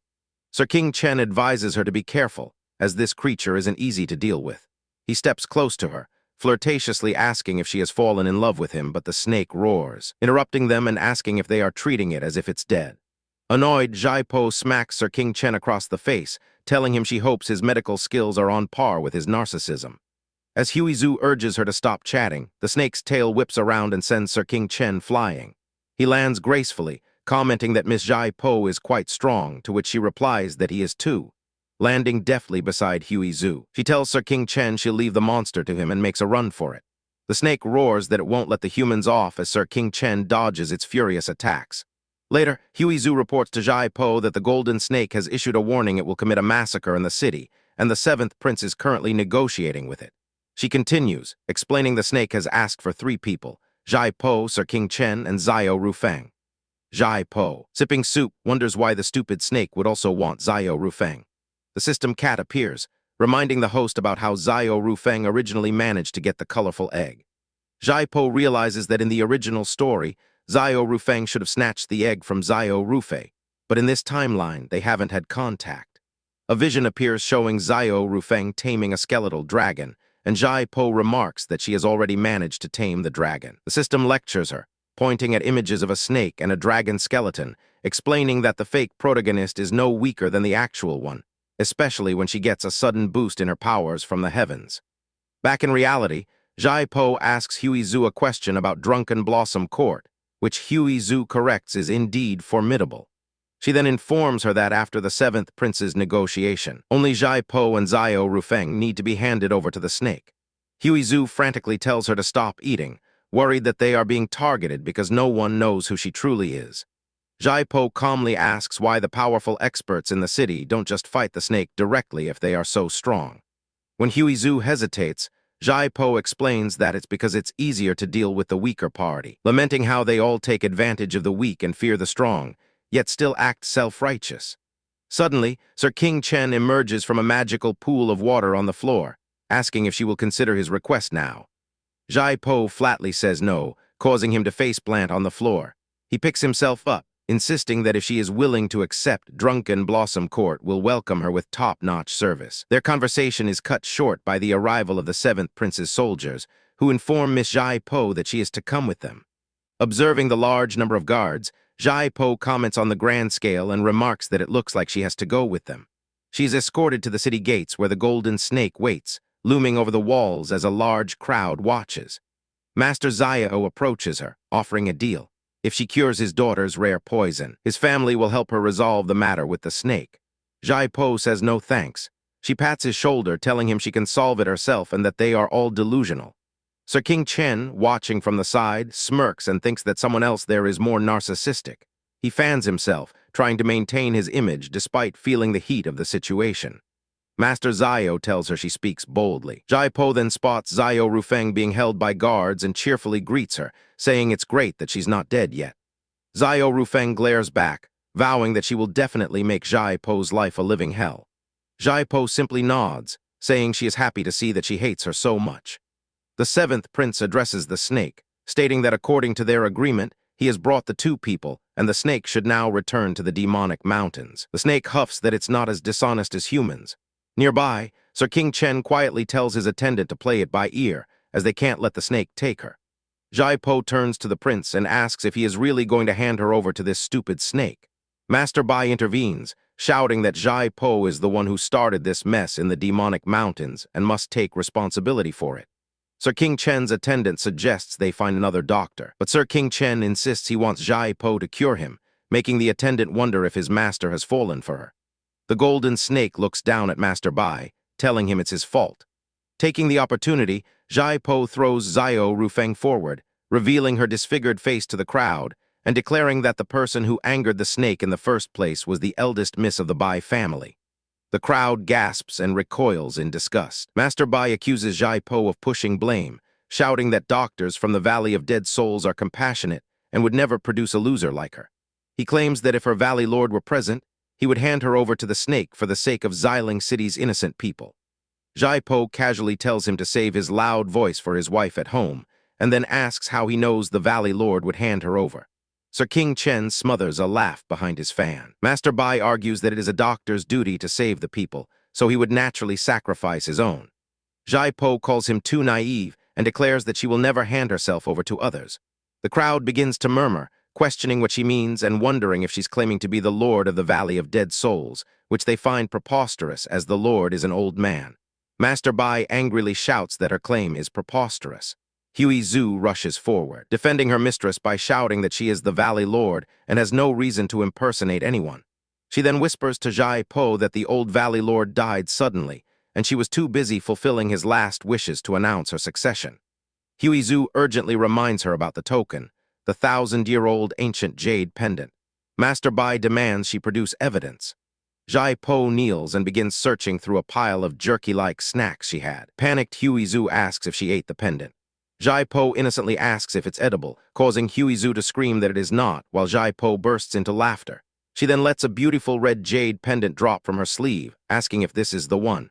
Master Bai scoffs that it could be an imitation, but the seventh prince asks to have a look. Jai Po nonchalantly tosses the pendant to Huizu, telling her to let His Highness admire it. After examining the pendant, the prince confirms it has a strong mystical aura and is indeed the authentic 1,000-year-old jade pendant of the Lord of the Valley of Dead Souls. Master Bai is left speechless. He then changes his argument, stating that even if she is the Lord, the snake still asked for her, and she can't implicate innocent civilians because of her position. This angers the snake, who reminds them that it also asked for the master of drunken grass court. Jai Po points to Sir King Chen and suggests they let him go instead. Sir King Chen's attendant clutches his master protectively, saying he's not comfortable handing him over to this lunatic. Fed up, the snake roars for the noisy humans to shut up. In a swift motion, it swoops down, snatches Zio Rufeng in its tail, and flies away into the sky.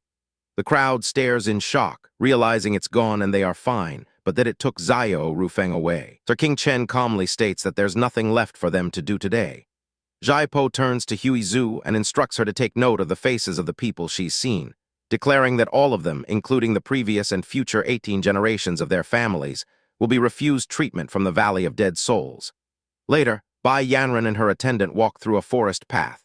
The attendant complains about Jai Po's disrespect, but Yanran, her face veiled, says that only the Valley of Dead Souls can treat her face, or she wouldn't bother finding her. They arrive at a clearing to find Jai Po and her companions roasting a large pig over a fire. Seeing them approach, Jai Po looks up from her meal and remarks that someone is here again. Chapter 8. Bai Yanran approaches Liu Feng, reminding him that his master owes her mother a favor for saving his life, which is why he was sent to protect her. She accuses him of disobeying his master's orders by leaving, but he retorts that she's just digging up the past as an excuse to confront him. Sitting by a fire, Jai Po smirks at the exchange. She turns and tells Bai Yanran that it would be better for her to complain directly to his master, causing Bai Yanran to furiously call her treacherous and threaten to ruin her reputation if she isn't cured. But Jai Po simply gestures for them to stop. Yawning nonchalantly, Jai Po asks if they think she hasn't offended enough people already and tells them to go ahead with their threats. She menacingly steps toward Bai Yanran, adding a moreover to her statement. As her shadow looms over the other woman, Jai Po offers to give Bai Yanran some evidence for the rumors she plans to spread, causing the veiled woman to look on with worry. Bai Yanran stammers for Jai Po to stay away before letting out a loud scream. She then faints into her maid's arms, crying out for her father and for help. The scene shifts to the Zio mansion, where a man assures another that he has already sent men to negotiate with the poison sage to cure someone named Fei who is resting in a bed. An older couple thanks His Highness for his help, entrusting their daughter to his care. His Highness, a man with a long black ponytail, leads a procession away from the mansion on a white horse. He looks back into the carriage where Fei is resting. Elsewhere, a group of men protests, shouting that Jai Po is ungrateful and cruel and doesn't deserve to be the Lord of the Valley of Dead Souls, demanding she be driven out. In a quiet room, Jai Po muses that Miss Bai increased these hatred indexes against her before going into hiding, and now that Zio Rufeng is also missing, she wonders how she will complete her mission. A young companion in Liu Feng burst in with bad news, explaining that Bai Yanran has instigated the disciples of the Valley of Dead Souls, and they are now wreaking havoc. Jai Po calmly calls them traitors, and her companion urges her to return to the valley to set things right, certain everyone would follow her. Jai Po dismisses the idea, questioning if her companion wants her to walk right into a trap. She smirks, pointing out that the residents of the valley are elusive and swift, making it unlikely Bai Yanran could have organized this alone, which makes her companion realize there must be someone else pulling the strings. Hiding behind a screen, the white-haired man, King Chen, observes that Miss Jai Po doesn't seem to be doing well. He reveals himself, offering to help resolve her problems if she will, in turn, cure his illness. As the sounds of protest echo from outside, Jai Po bluntly asks if he could do her a favor and go die if she says she doesn't need his help. King Chen smiles, remarking that the good weather is for curing illnesses, not for talk of death, and asks the Valley Lord for her thoughts. Jai Po defensively grabs a bag of food and begins eating, prompting him to assure her he isn't there to snatch it. Clutching the bag, she declares it's more suitable for beating people up. She leans over the table, warning him that if he harasses her again, she will beat him to death. He calmly grips the fan in his hand. He tells her that even if she rejects him thousands of times, he will not give up. Jai Po stomps away in frustration.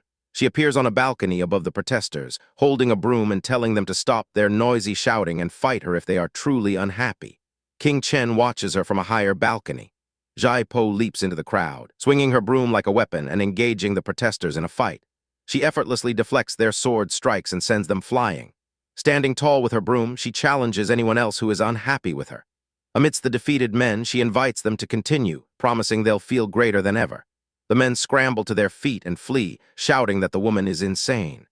King Chen approaches from behind, asking if she's letting them go, and she drops her broom, questioning why she should treat them after beating them up and stating that her fees are too expensive for them anyway. She waves her hand dismissively. King Chen closes his fan and lifts her chin with it, asking how expensive her fees are and suggesting he might be able to afford them. She informs him the cost is his life, as she'll treat him until he dies, but he takes her hand and insists he is being sincere. She replies that she is sincerely rejecting him. He asks what he must do to gain her agreement, just as her young companion runs up calling for her. Jai Po tells her companion to stop being dramatic and forcefully shoves King Chen away. The companion hands her a scroll, an invitation from the royal family to the emperor's birthday on the 9th day of the 5th month. Jai Po unrolls the official invitation. Later, on the specified day, she arrives at the palace. Jai Po walks through the palace gates with her two companions, gossiping amongst themselves. They are confronted by Bai Yanran and a man named Yiming, a disciple from the Valley of Dead Souls, who demands that Jai Po hand over the valley if she knows what's good for her. Jai Po's gaze hardens as she looks at Yiming, who hesitates under her stare. Bai Yanran expresses her shock that even Yiming would turn against Jai Po. Jai Po scoffs, cracks her knuckles, and smacks Bai Yanran across the face, causing her to scream. Onlookers whisper about the famous Jai Po, wondering why she has the nerve to ruin the valley's reputation, while others comment on her power, though one man remarks that a doctor has no need for fighting skills. King Chen moves through the crowd, overhearing the talk. Someone asks what he is talking about, and he begins to mention the Valley of Dead. Another person gasps in recognition, identifying him as the master of Drunken Blossom Court. The crowd parts for him as he moves through them. As Bai Yanran hides, King Chen playfully appears behind Jai Po and tugs on her ponytail. Enraged, Bai Yanran lunges with a sword, shouting that she's going to kill Jai Po. Liu Feng moves to intervene, but Jai Po signals for him to stop. She catches the sword blade with her bare hand, drawing blood as she yanks it from Bai Yanran's grasp. A glowing, thorny red whip materializes from her sleeve. She strikes out with the whip. The whip slams into Bai Yanran, who screams in pain. The whip wraps around Bai Yanran, pinning her to the ground as she calls Jai Po a bitch. Yiming watches in horror as Bai Yanran threatens to make Jai Po's life a living hell and then pleads with him to save her. Her father, Master Bai, rushes forward with Yiming, shouting for Jai Po to let go of his daughter. Jai Po calmly asks if he wants her to let go, then tells Master Bai he should thank her for teaching his unfilial daughter a lesson. She tightens the whip, causing Bai Yanran to cry out for her father, just as a system notification declares that Bai Yanran's hatred index has reached its maximum and the side mission is complete. Master Bai orders his men to catch Jai Po and save his daughter, sparking a brawl between his guards and Jai Po's companions. The courtyard erupts into chaos with the clang of swords as the two sides clash and onlookers flee. Amidst the fighting, King Chen stands calmly, remarking that they were the ones who started it, just as a man demands to know why they are making a mess in front of the palace gates. The fourth prince arrives, admonishing the crowd and demanding they stop. Finding the development interesting, Jai Po smirks and casually tosses the still-bound Bai Yanran aside. The fourth prince declares it's his father's birthday and asks if they are trying to disrespect the royal family, prompting Master Bai to blame Jai Po for starting the entire incident and taking his daughter hostage. The prince identifies Jai Po as the lord of the Valley of Dead Souls and demands to know why she was being a troublemaker, but she turns the question back on him, asking why he was the instigator behind the uprising at the valley. Her companions listen as the prince is left speechless by her direct accusation. He recovers, scoffing that she speaks boldly and will make a laughingstock of herself. From his seat on a stone lion, King Chen interjects, assuring the prince that Jai Po is more likely to beat him until he has no teeth left, so there's no need to worry about them rotting from laughter. Jai Po sighs, annoyed at King Chen's reappearance, while he simply states he is there to cheer her on, which shocks the fourth prince, who recognizes him as the master of Drunken Blossom Court. Jai Po suddenly lunges at the fourth prince. Agreeing that King Chen was right this time, she swiftly disarms the prince. She parries his blade, pressing down hard. Using his sword as a vault, she leaps over him as his guards cry out for his protection. She kicks his sword out of his hand. Another kick sends him to the ground with a thud. She presses his own sword to his neck, warning everyone not to move or her hand might slip. She demands he explain why he instigated the uprising in the Valley of Dead Souls. A courtier accuses her of declaring war on the royal family, but King Chen calmly explains that she simply doesn't care about his royal status. Seeing an opening while she's distracted, the fourth prince shouts that she asked for it. He quickly pushes her away. He attempts to kick her. She dodges, causing him to fall, and she once again stands over him with his sword. She kicks him as he tries to get up, asking where he thinks he's going. She tells him he still hasn't answered her question. An attendant asks for evidence, while the prince, trying to save face, accuses her of assault and threatens to charge her with disrespect. Jai Po points the sword at a pouch on his belt, identifying the substance on it as faux luo flower pollen. She explains that only the fourth prince would go to the trouble of importing and growing such a rare flower in his mansion. She then points her sword at Yi Ming, noting that he also has the same pollen on his clothes. Yi Ming looks terrified at the accusation. The prince nervously dismisses it, arguing that Yi Ming's presence at his mansion proves nothing. Jai Po reveals that all Valley disciples are given a special medicine that strengthens them, but also contains a lifelong toxin, for which only the Valley Lord has the antidote. She asks Yi Ming what consequences he thinks he'll face for his rebellion, causing him to back away in disbelief, questioning why the Valley would poison its own disciples. King Chen steps in, telling the disciples that the Valley Lord was trying to save them, but they were unappreciative. He asks Yi Ming if he is currently feeling a burning sensation throughout his body. He continues, describing a bloated, painful feeling in his stomach and a buzzing in his ears, which makes Yi Ming's eyes widen in terror. The disciples collapse, begging the Valley Lord for their lives and blaming a man named Hong Yan for forcing them to cooperate with the fourth prince. King Chen tells Jai Po she owes him another favor, but she retorts that she had her own plans and he interfered. She then asks who Hong Yan is. Her companion explains Hong Yan was a promising but arrogant disciple who was exiled from the valley 3 years ago after causing a huge scandal.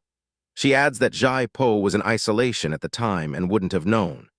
Jai Po connects the dots, realizing the disgraced disciple and the ambitious prince teamed up. But the fourth prince insists her followers are biased and questions her motives. She lets go of her sword and cracks her knuckles with a menacing grin, declaring that she will teach him how to be a human. A spiritual energy seems to rise from her as she prepares for another assault. Her companions easily defeat the prince's remaining guards. The prince lies on the ground, beaten and groaning Jai Po's name. Jai Po approaches the downed prince. As a scream echoes, Liu Feng and the companion worry amongst themselves, agreeing that while Bai Yanren deserved her fate, attacking the fourth prince is dangerous, but they'd surely be beaten up if they tried to stop her. A guard announces the arrival of His Majesty, the Emperor, who appears and demands to know what is going on. He declares that the palace is no place for such foolishness as the bruised prince calls out to his father. King Chen gracefully descends, announcing he has something to report to the Emperor. He accuses the fourth prince of secretly amassing military troops and planning a rebellion, causing the prince to deny it and question King Chen's motives. The prince pleads his loyalty, but King Chen calmly suggests the Emperor search the prince's mansion for evidence. The Emperor gives his son a hard look. He orders his guards to conduct the search, telling the others to leave except for Master Bai and Master Zio. The prince, held down by Liu Feng, continues to deny the accusations while Jai Po and King Chen watch. The guards return with evidence from the mansion. A guard reports that they found proof of the rebellion and have brought witnesses from the mansion staff. Looking at a piece of jewelry presented as evidence, the Emperor tells his son how much he has disappointed him. The prince insists he is being framed, but the Emperor orders him locked in prison.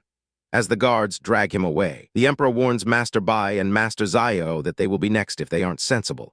King Chen requests that the Emperor hand over the escaped convict, Hong Yan, to Miss Jai Po. Arguing it is reasonable since Hong Yan is from the valley, he secures the Emperor's promise to do so upon the man's capture. However, the Emperor warns Sir King Chen not to meddle in royal affairs in the future. King Chen smirks, assuring the Emperor he has no interest and asking if he looks like he has the free time, earning a stern look in return. The Emperor orders everyone to depart. As he's being helped up, the prince calls out Jai Po's name and spits at the ground. The guards drag him away as he struggles, and Jai Po coolly tells them to take him. King Chen leans close to a pouting Jai Po, asking her what she wants. He points out he has helped her many times and asks if she truly has no intention of curing him, promising again not to steal her food. She states she never asked for his help, but he argues that he helped her nonetheless. She puts a hand up to block him. With a tusk, she turns to walk away. He grabs her arm, stopping her. With a pained and pleading look, he asks her to tell him what exactly he should do to win her over. Chapter 9. Sir King Chen desperately asks Ms. Jai Po what he should do to convince her to cure his illness, but she pushes away the pouch he offers, telling him to let her go and reminding him that she is not the only doctor in the world. He insists that she is the only one who can, grabbing her wrist with an earnest expression. Jai Po smirks, asking what kind of illness it is, and a blushing King Chen confesses that it is lovesickness. Enraged, she slaps him hard across the face, coldly telling him to go home and wait for his death. As she turns to leave, King Chen, now glowing with a mystical aura, comments that it seems she doesn't want to wait anymore. Jai Po stops, cracks her knuckles, and turns to face him as he stands wreathed in an aura of white flowers, asking if she is trying to be ungrateful. Visibly flustered, Jai Po caves and agrees to treat him. However, she adds one condition. Once he is cured, he must never appear before her again for the rest of his life, a deal to which he readily agrees.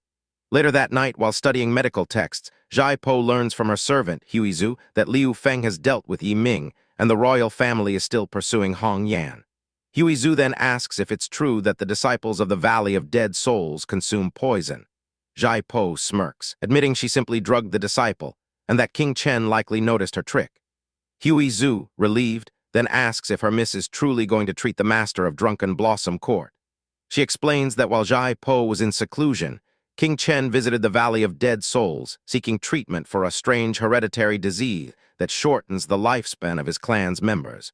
But the old Valley Lord sent him away without a word after examining him. Huizu overheard the old lord muttering about the demonic mountains and Dragon Bone Mountain afterward, looking pale and warning her not to speak of it.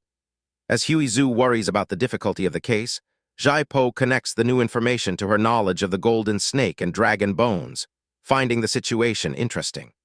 The next day, in a tranquil bamboo grove, Jai Po asks King Chen what kind of illness he believes he is suffering from. He explains it is a hereditary illness that has prevented all previous masters of his court from living past the age of 26. Jai Po casually responds that she doesn't have much of an opinion, but then states that he has probably been poisoned. A shocked King Chen asks if it is really poison and what kind, but she bluntly replies that she does not know. Annoyed, he accuses her of wanting to continue seeing him, suggesting she has fallen for him. Jai Po leans in cheekily, saying she doesn't want to engage with him as his fragile body wouldn't be able to handle it, causing him to blush with anger. He stands, asking if he has really been poisoned and if she can cure him. She affirms that she can try, her expression turning sinister as she brandishes a small scalpel. King Chen nervously retreats, asking if they can talk things out civilly. Jai Po tells him that if he wants to be cured, he must be good and listen, giving him the choice to leave if he doesn't want the treatment. He hesitates before returning to the table where she instructs him to sit and stretch out his arm. Without warning, she slits his forearm open, causing him to wince in pain. He anxiously asks if she is sure this is part of the cure as she pours a potion on the wound. He panics, asking what she injected into him as black blood oozes from the cut. She tells him not to talk nonsense, explaining that something came out of his body.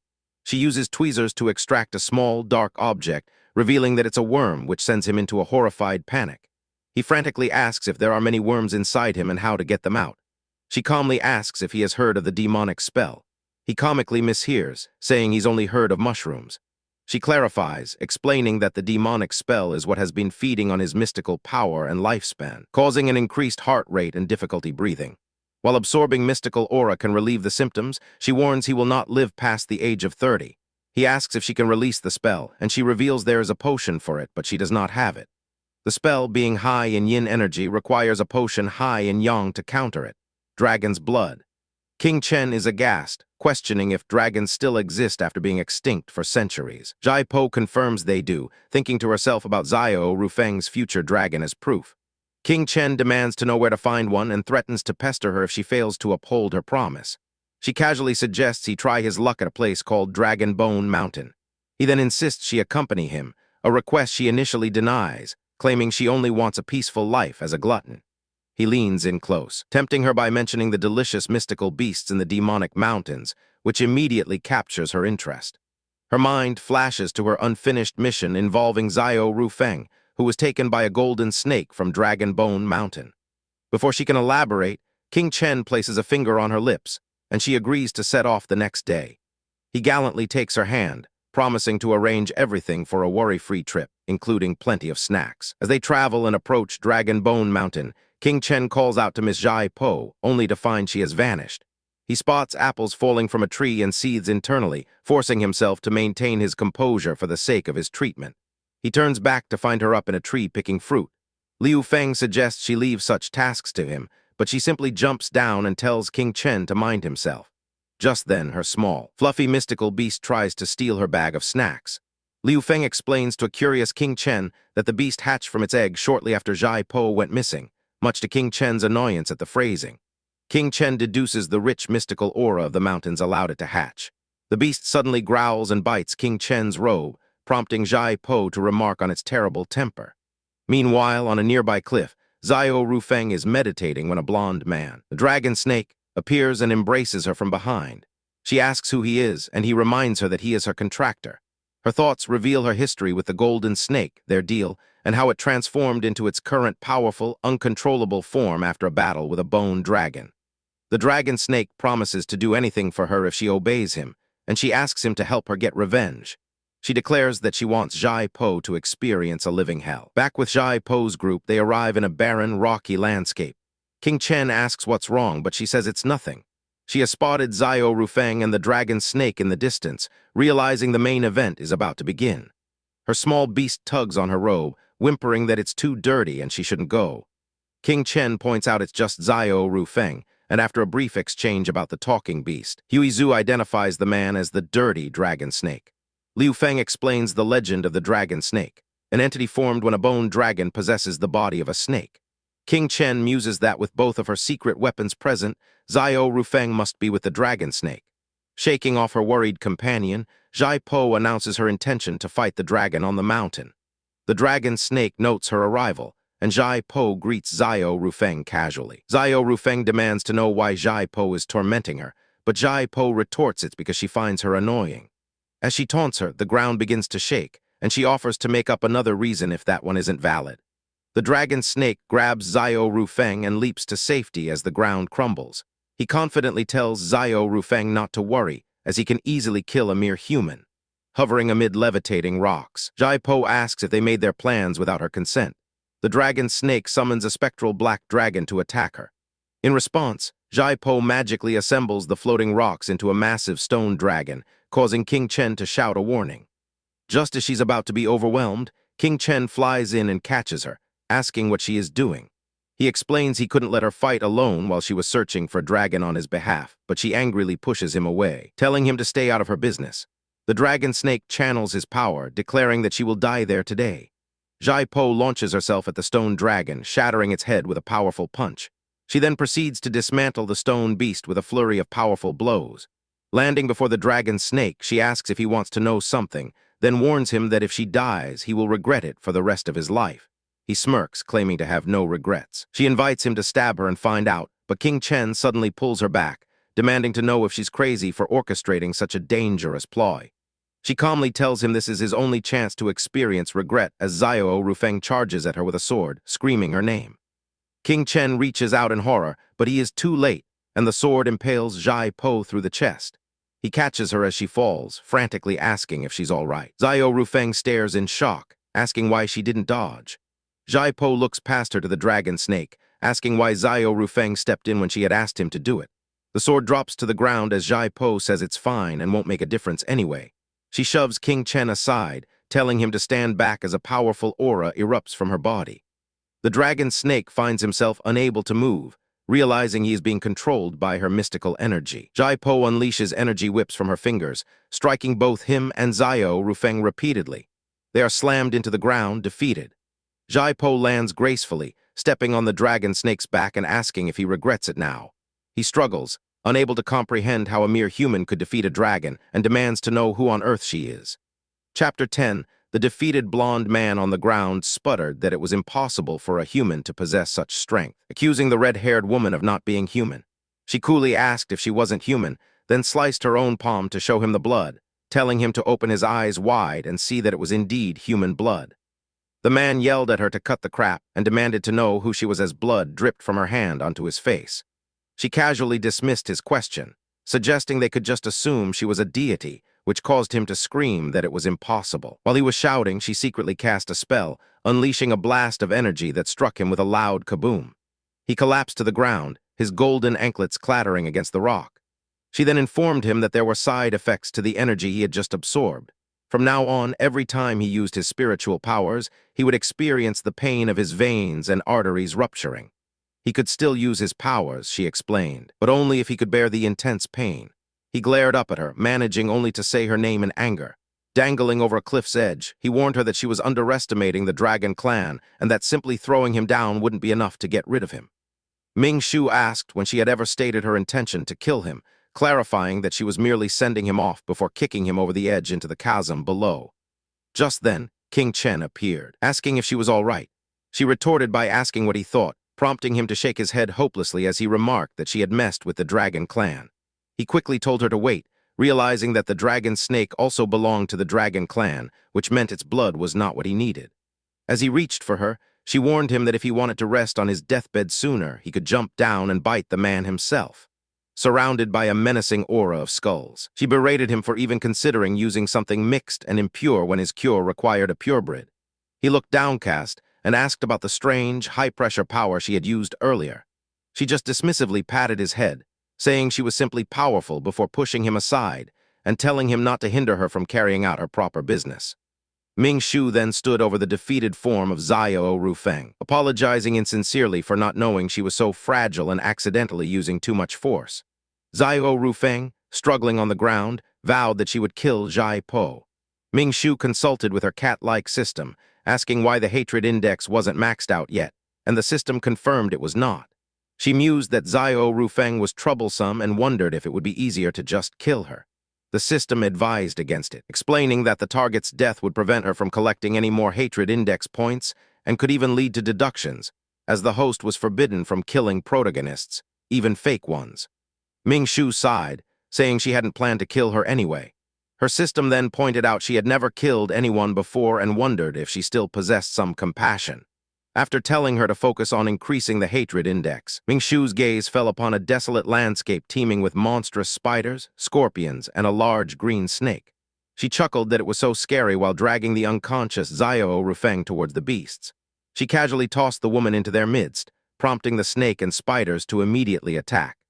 As Xiao Rufeng fought for her life, Ming Shu snapped her fingers and commanded them to stop. The beasts instantly ceased their assault, obediently waiting for her next order. Battered and bleeding, Xiao Rufeng swore she wouldn't let Ming Shu off. Ming Shu replied that would be great before conjuring a ball of healing light to instantly restore the woman's wounds. She then ordered the beasts to attack again, and they once more surrounded the panting Xiao Rufeng. Ming Shu spoke with her system, noting that this was the 7th round and the hatred index was still not maxed out. Xiao Rufeng, in a moment of despair, grabbed a dagger and tried to stab herself in the throat, but Ming Shu telekinetically deflected the blade, causing it to slash her arm instead. Gripping her bleeding arm, Xiao Rufeng demanded to know why Ming Shu was doing this to her.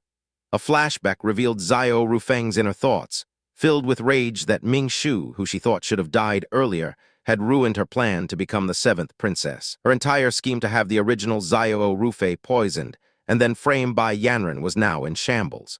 She screamed internally that Ming Shu had ruined everything that should have belonged to her, the memory shattering like glass. A sudden realization dawned on her. Ming Shu might be the reincarnation of the man who had shot and killed her in her previous life. Filled with this revelation, her eyes blazed with fury as she screamed that she hated her. At that moment, the system cheerily announced that the hatred index was maxed out and the mission was complete. Ming Shu smiled, thanking Xiao Rufeng for her hatred and stating that it was finally over before walking away, leaving the woman pinned by a giant spider. Later, Ming Shu appeared back at her group's campsite, her blood-stained clothes startling her companions and causing King Chen to cry out that his fish was burning. One attendant whispered that they should just let Sir King Chen find a dragon on his own. King Chen tried to coax Ming Shu into taking a walk by mentioning he'd heard of rootless fruits nearby, which immediately piqued her interest. She zoomed off at full speed, leaving a stunned King Chen behind.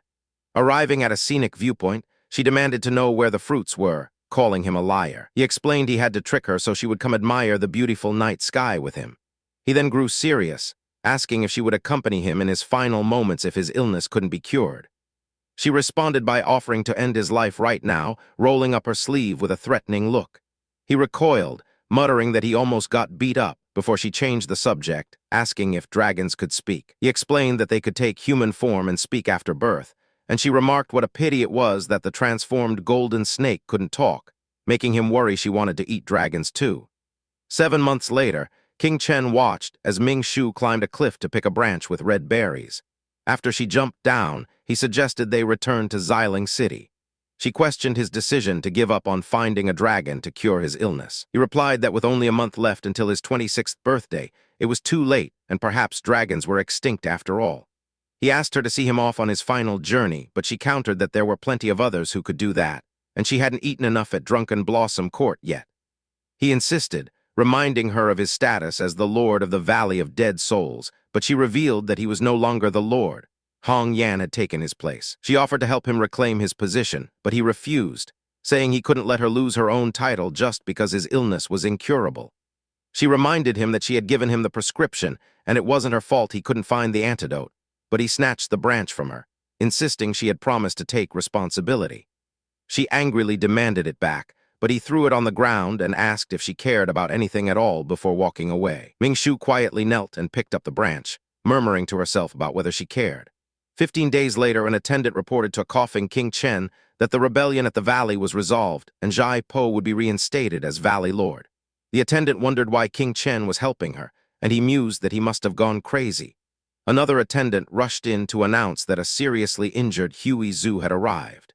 King Chen found her lying on a bed, where she weakly presented him with a vial of dragon's blood from Miss. Huey Zhu relayed the message that the promise was kept and they were now even.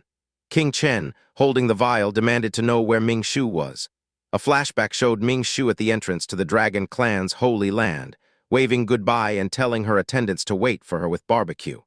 After she entered, a small creature emerged with the vial and a blood-stained letter. The letter confirmed she had kept her promise to King Chen and instructed her attendants to return to the Valley of Dead Souls, saying she was leaving and not to search for her. The male attendant tried to force his way into the Holy Land but was repelled by a powerful barrier. Back in the present, King Chen resolved to go to Dragon Bone Mountain to find her, instructing his men to care for Huey Zhu. Outside in the snow, a spirit fox appeared, addressing him as Lord Nine. The scene shifted to Ming Shu in a system space, furiously ranting about dragons ruining her plans, just like previous deaths by plane crash and gas leak. Her Catboy system explained that the original character's lifespan was up, so she had to leave the world. He then revealed that collecting 1 million hatred index points would unlock a shop to buy lifespan and food. Her current total was only 14,000, leaving 986,000 to go. Ming Shu wondered why the recent mission was so difficult, and the system recounted Xiao Rufeng's stubborn attempts at revenge even after losing her powers, ending with her being beaten in a dungeon. Ming Shu dismissively asked if King Chen had died, calling her sacrifice for him a loss. Arriving at Dragon Bone Mountain, King Chen prepared to enter the Holy Land, watching him on a screen. Ming Shu mused on why he would seek his own death after she had saved him, before ordering the system to turn it off and move to the next arc.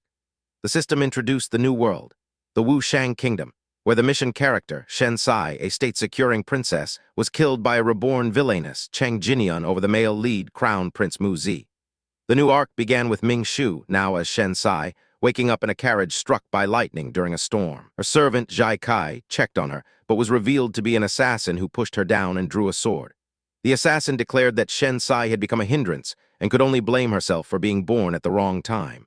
Ming Shu, despite her weak new body, smiled faintly and warned the assassin not to regret this in the future.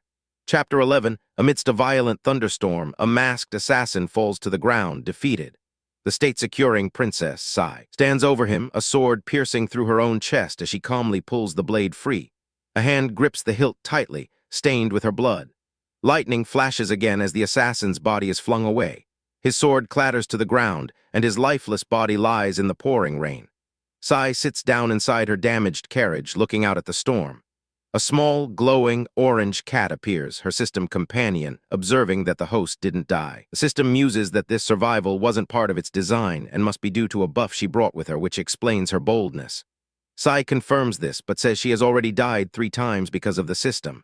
The system replies that it couldn't be helped, as the original character's lifespan was already used up.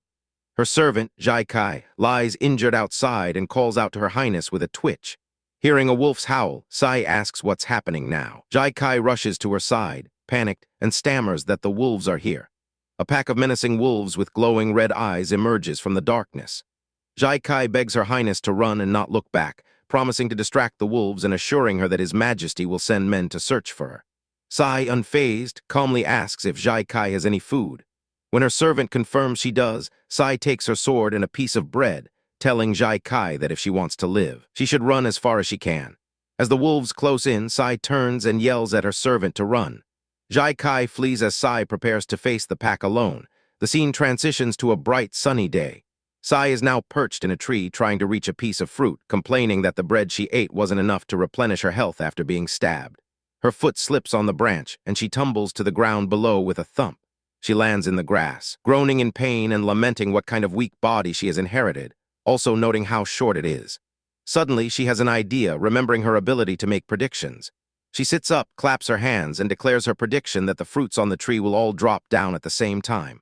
Her system cat appears, reminding her that prophecy doesn't add any magic to her words. A strong gust of wind blows through, shaking all the fruit from the branches. Sai dodges the falling fruit and then kneels before a large pile, beginning to eat ravenously. She curses the tree for making her fall and declares she will eat all its fruits to max out her HP, all while complaining that she really wants to eat meat. The sound of approaching footsteps breaks the silence. A man with long, white hair, General Mu Huai, approaches on a black horse, followed by his servant, Yikong. They ride through the forest. Yikong tells the general that His Majesty has been wary of him, and saving the state-securing princess would be like gaining a trump card, which would make His Majesty less hard on him. General Mu states that he doesn't need to do that. Just then, Sai appears, asking if they are going back to the palace. Holding a large bundle of fruits, she smiles and asks them to take her with them. The party travels through the woods, leaves rustling in the wind. Yikong tells General Mu that he will leave the princess in his care. Sai thanks them for sending her back, but Yikong informs her that the place is quite far from the capital and they will have to stay in the wilderness for the night. The general looks on silently. They make camp by a river, but Yikong struggles to catch any fish, splashing around in the water. Sai sits by the fire, looking impatient. She declares she is starving and asks how much longer she has to wait. Deciding to take matters into her own hands, she says she will do it herself. She walks barefoot to the river's edge, wades in, claps her hands together, and begins muttering. Suddenly, a massive wave of fish leaps from the water, flying through the air.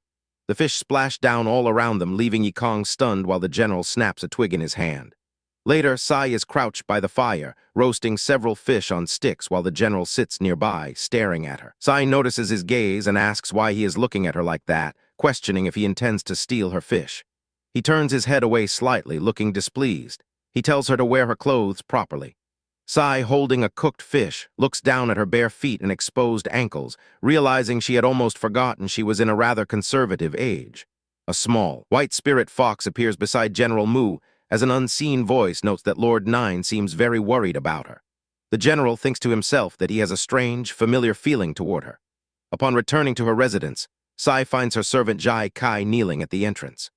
Jai-Kai tearfully tells Her Highness that she is back and begins to apologize, saying it's all her fault for failing to protect her and escaping on her own, and that she deserves punishment. Sai ignores the apology and simply states that she is hungry and tells Jai-Kai to go cook some food for her, indirectly giving her a way out of the situation.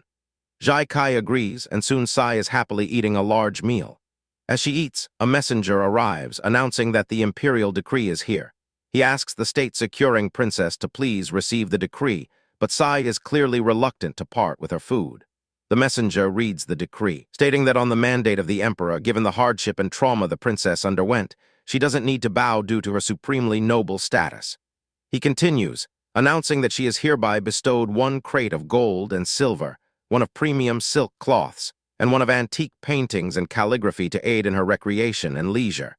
And with that, the decree is concluded. As he is about to leave, the messenger informs her that His Majesty is holding a banquet tomorrow night, and requests her attendance if it is convenient. Sai's eyes light up at the thought of more food, and she immediately agrees to go. Jai Kai examines the gifts, pointing out a scroll painting titled Peace Reigning Over the Land by Mo Beishang.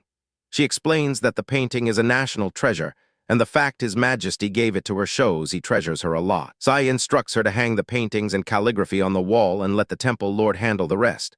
She then comments that they are quite pretty, but it's a pity she can't eat them. She later walks through the palace grounds, heading towards the imperial kitchen where she runs into General Mu and Yikong. Yikong greets Her Highness, and she returns the greeting to General Mu as well. He simply tells her excuse me and walks past, leaving her with a puzzled expression. As she wonders about him, she hears a loud slap and a woman's voice angrily vowing to teach someone a lesson. She sees Princess Ronghua being held back by a servant while confronting the Crown Prince Mu Zi. In the background, a woman in a pink dress is running away from a man in yellow. The Crown Prince Mu Zi arrives on the scene, addressing Sai. Princess Ronghua blocks his path, but he seems distraught, insisting he didn't do something on purpose. Sai intervenes, asking Princess Ronghua if she may send His Highness back to his palace instead. A woman named Cheng Jinian, the fake female protagonist, appears. Cheng Jinian tells Princess Ronghua not to be a busybody, explaining that she has misunderstood. Cheng Jinian states that as the soon-to-be crown princess, it is her duty to escort His Highness back. Princess Ronghua retorts that the eldest miss of the Cheng family is extremely shameless, treating herself like the crown princess when she isn't even married yet. The crown prince defends Cheng Jinian, calling Ronghua the real moron. Sai then steps forward, asking Princess Ronghua who she is wishing death upon this time. Ronghua backs away, denying she said anything, and Sai asks why she is blocking the way then. Sai walks past them, leaving Cheng Jinian to ponder. She thinks that since she didn't get to enter the palace in her previous life, she isn't familiar with the state-securing princess and wonders if she is really such an authoritative person. Sai walks away with a faint smile, the crown prince following with a concerned look. He calls out to her as Sai. He reaches out to her and she stops. He tells her he will send her back to change her clothes first. He looks down with a complicated expression, then agrees. Later, at the imperial banquet, guests are seated at their tables. An announcer declares that General Mu Huai is here. The general walks toward his seat, passing Sai's table. Sai watches him, chewing on some food as he and she make eye contact. She wonders what his deal is. He sits down at a nearby table. Their eyes meet across the room. Sai looks away defensively. The crown prince is already drunk and laughing loudly. Princess Ronghua approaches General Mu's table with a gentle expression. She offers him a toast, saying he has guarded the frontiers for so many years. General Mu ignores her completely, and she stands there feeling wronged. The emperor, sitting at the head table, calls out to General Mu Huai, asking what he is doing and pointing out that Ronghua is giving him a toast, and yet he can't get off his high horse. At that moment, Sai's system cat appears with a new mission. Get hatred index points from Princess Ronghua. Sai muses that anyone can become a mission target as long as their affection for her decreases to a certain extent. But she wonders why the mission wasn't given earlier since she hadn't done anything just now. Deciding it doesn't matter, she picks up her cup and calls out to Princess Ronghua, suggesting that since General Mu isn't willing to drink with her, they should have a toast together instead. Ronghua turns, asking why she should drink with her, and what right she has to interrupt her conversation with General Mu. The emperor immediately scolds Ronghua, asking how she dares speak to the state-securing princess in that manner.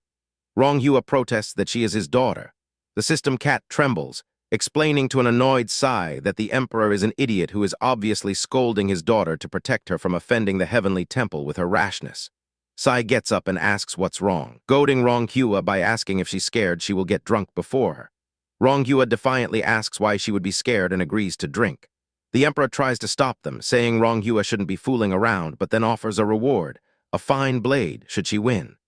Sai smiles, saying that since Princess Ronghua is so enthusiastic, she'll have to play along. She adds that if she loses, Ronghua is free to pick anything she has, thinking to herself that none of it belongs to her anyway, so it's not like she'll lose anything. Many small cups of wine are lined up on a table between them. Both princesses take their seats. Sai notices General Mu watching them. The crown prince, meanwhile, is being restrained while shouting that he wants to drink too. He violently shakes his head, insisting he doesn't want to leave. The emperor orders his men to send the crown prince back to his palace. Sai thinks to herself that all forms of affection deserve to be treasured, but it's a pity that for some of them it's already too late. The crown prince is dragged away, still protesting that he wants to drink. An official announces the rules of the contest. The one who finishes all the wine on the table and then finishes writing the poem set by His Majesty will win. The contest begins, and Ronghua starts drinking quickly. Sai calmly drinks her wine as well. After downing several cups, Ronghua slams her cup on the table, calling for the writing brush. Her ladies-in-waiting help the swaying princess. An official compliments her nice handwriting, and she writes her poem. Drunkenly, she raises her brush and declares that she is done, but Sai calmly tells her she loses while pouring more wine into empty cups. The emperor declares that Ronghua must admit her defeat, as the state-securing princess has won. Ronghua is baffled, saying it's impossible as she hasn't even finished drinking the wine, let alone writing. Her attendant explains that Her Highness had indeed finished writing before her and poured more wine while she was surrounded by court officials. An official brings the prize to Sai, who thanks Princess Ronghua for the reward. Leaving the banquet, Sai walks through the dark imperial garden. She stops when she sees General Mu waiting for her. She remarks that it's already so late at night and it's not very appropriate for them to be alone together. He turns to her, his expression serious, and asks why she helped him. Chapter 12. Shen Sai tells General Mu not to think too much, explaining that she only wanted to make Princess Ronghua hate her. The general asks if she holds a grudge against the princess, but she flatly denies it. Her inner thought reveals she sees the princess as just an NPC and wouldn't bother with her if not for the mission. The general, with a stern expression, asks why she did it then.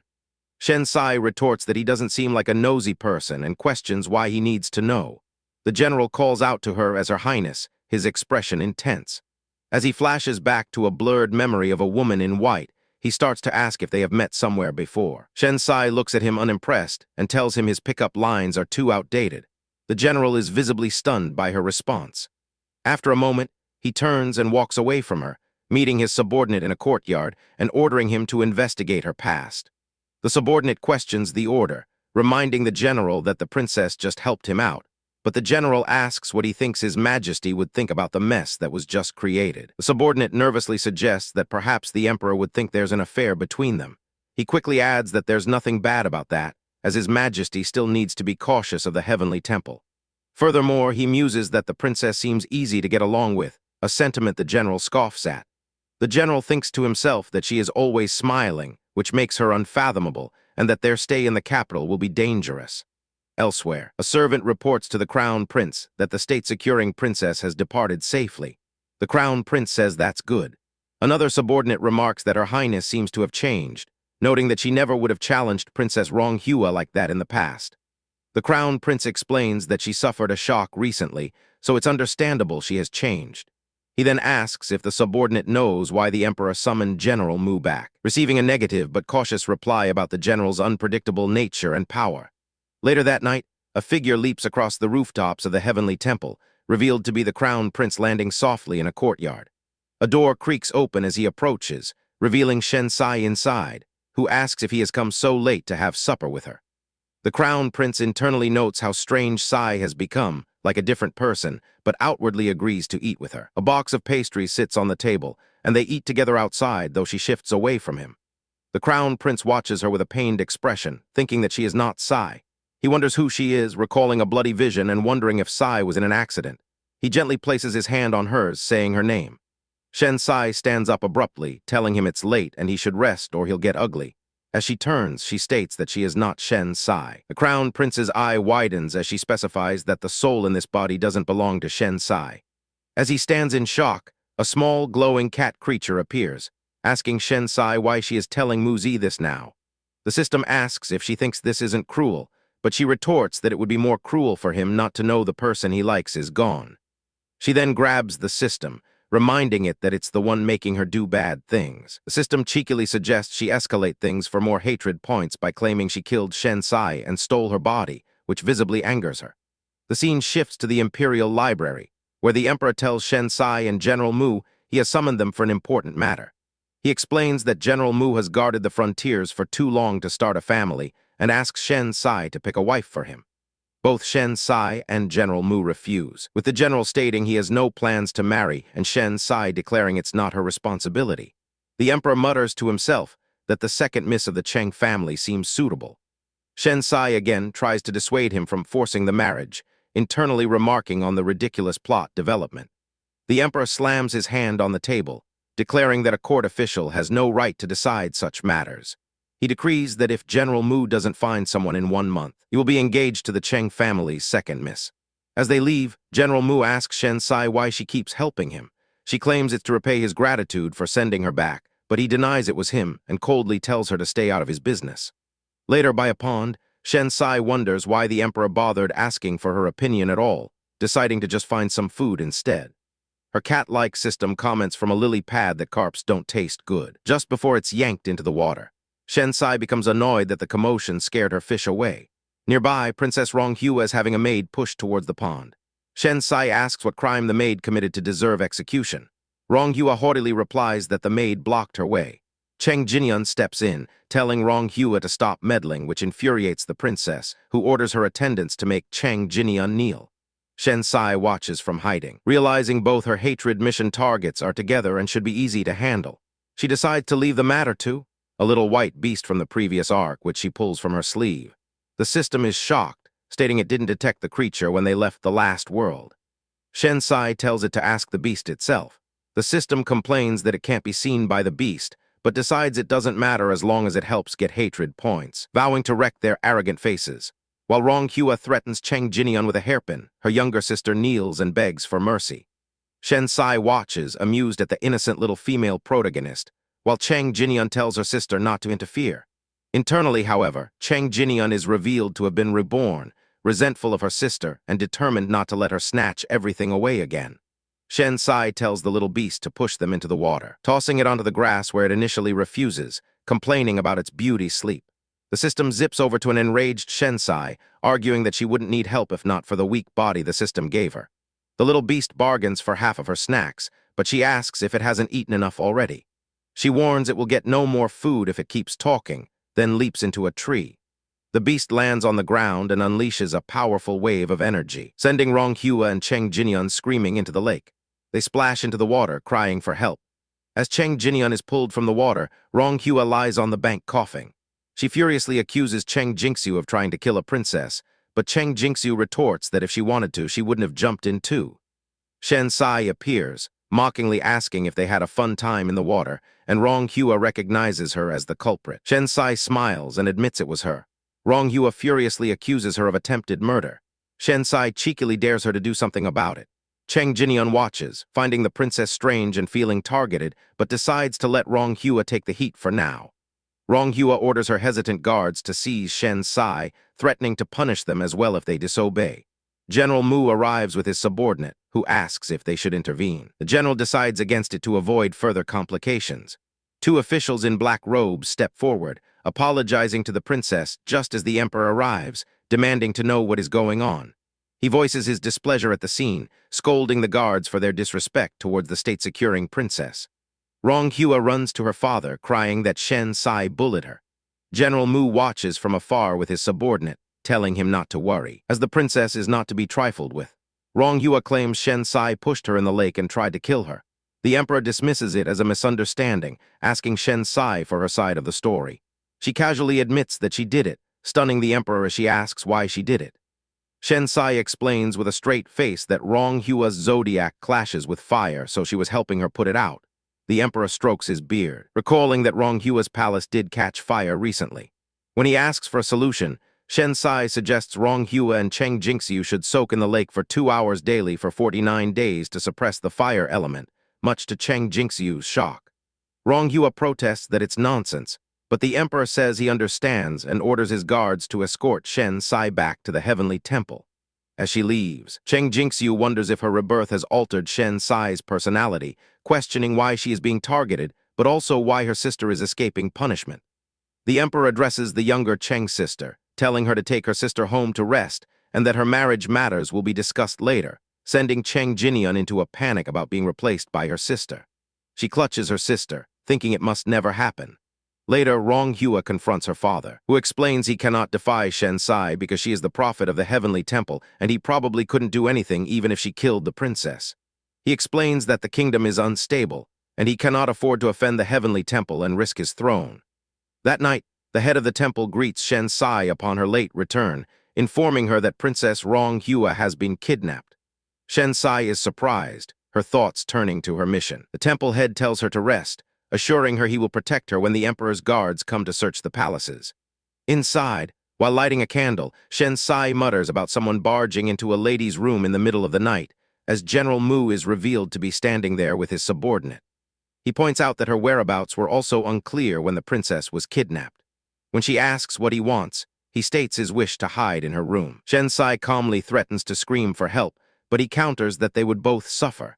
His subordinate pleads with him to be more courteous.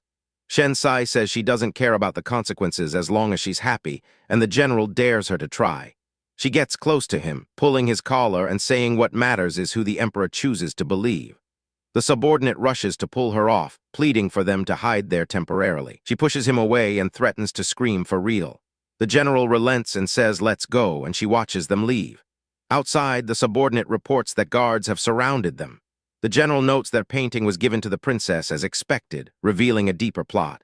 He concludes that the heavenly temple with all its secrets is the safest place. The temple head appears, apologizing for the late hour. The general returns the apology, though his subordinate thinks he doesn't seem sincere. The temple head says he is sure the general realizes the emperor is using Sai as a tool in a power struggle. He expresses his wish for her to live in peace, but the general notes that as the only prophet, that is impossible. The temple head sadly agrees and says he has a favor to ask of him. In her room, Shen Sai counts roasted lambs to fall asleep, reaching 55 when the crown prince suddenly shuffles into her bed. She sits up annoyed, questioning who said her room was the safest place. He looks at her with a heartbroken expression, asking if Shen Sai is truly gone. She smiles and replies that His Highness should know best whether or not she's Shen Sai before getting out of bed. The crown prince lunges at her, demanding to know who she is. He grabs her from behind, burying his face in her hair and pleading, then looks up with tearful eyes, begging her to give Sai back to him. Chapter 13, a man grabs Shen Sai, demanding to know her identity. He pins her against a wall by her throat, his face contorted in anger as he asks who she is. She tells him to calm down, explaining that while she is not Shen Sai, this body belongs to her. The man immediately lets go and steps back, overcome with remorse as he apologizes, insisting he didn't mean to do it. Shen Sai states that it is a fact that he has lost her, causing the man to cry out in disbelief, questioning how it could be possible. With tears streaming down his face, he begs her to give Sai back to him, vowing to do whatever she wants. He thinks back to how he believed she would wait for him forever and his plans to give her an official status, but Shen Sai coolly tells him that because of her feelings, she cannot grant his request. He stands silently in the room with her. Before leaving, he tells her to take good care of the body, threatening consequences if anything goes wrong. The scene transitions to a bright daytime sky. A voice asks the state-securing princess, Shen Sai, if she recognizes the ornate hairpin being presented to her on a tray. Inside the imperial library, the emperor sternly asks Shen Sai to explain how her personal belongings ended up in Princess Rong Hua's palace. Shen Sai calmly suggests Princess Rong Hua might have taken a liking to it and kept it without her knowledge, while internally fuming that someone is trying to frame her. The emperor slams his hand on the table, demanding to know if she had anything to do with Rong Hua's disappearance. Shen Sai retorts that he wouldn't believe her even if she denied it, prompting the emperor to angrily question the hairpin's presence and the whereabouts of his daughter, while an advisor urges him to calm down. Shen Sai bluntly tells the emperor that he is too old for her, they are incompatible, and his time would be better spent searching for his daughter. She goads him further, suggesting the kidnappers might chop off the princess's limbs, or perhaps she staged the whole incident just to frame herself. The emperor explodes in fury, declaring he will charge her with deceiving him, regardless of the heavenly temple's backing. The temple lord arrives, telling the emperor to calm himself. The emperor accuses Shen Sai of kidnapping, disrespect, and lying, claiming not even the heavenly temple can defend her. The temple lord calmly reasons that it's too soon to judge her based on a single hair accessory, pointing out she has no motive and finding the princess should be the priority. He pleads for mercy on Shen Sai's behalf, reminding the emperor of her responsibilities as the prophet and her loyalty, warning that punishing her unjustly will lead to future regrets. The emperor reluctantly agrees, giving the heavenly temple 3 days to find Princess Rong Hua. He warns that if anything happens to his daughter, all of them will be penalized.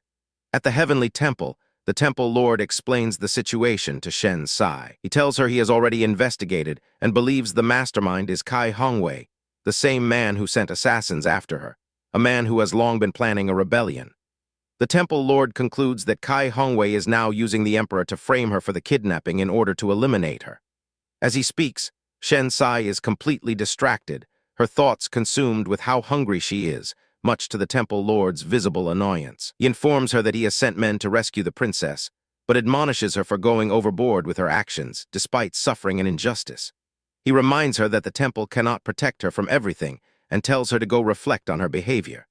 A guard rushes in with urgent news. Kai Hongwei demands the peace reigning over the land painting be delivered to Wunan Harbor within 4 hours. Otherwise, he will only return Princess Ronghua's corpse. General Mu asks his subordinate for details of the meeting. The subordinate reports that the Emperor and Temple Lord met privately for 10 minutes, after which the temple increased security, but there is no plan for the princess. General Mu surmises that both the Emperor and the Heavenly Temple have given up on saving her. Elsewhere, Shen Sai and her maid look at a painting, and Shen Sai muses that it's strange someone would risk kidnapping a princess for a valuable painting. She concludes that the kidnappers were after the painting all along and used the princess's abduction as a convenient way to frame her. She realizes the true prize is the Emperor's position and wonders if he would really sacrifice his own daughter for it. A sudden, horrifying thought strikes her.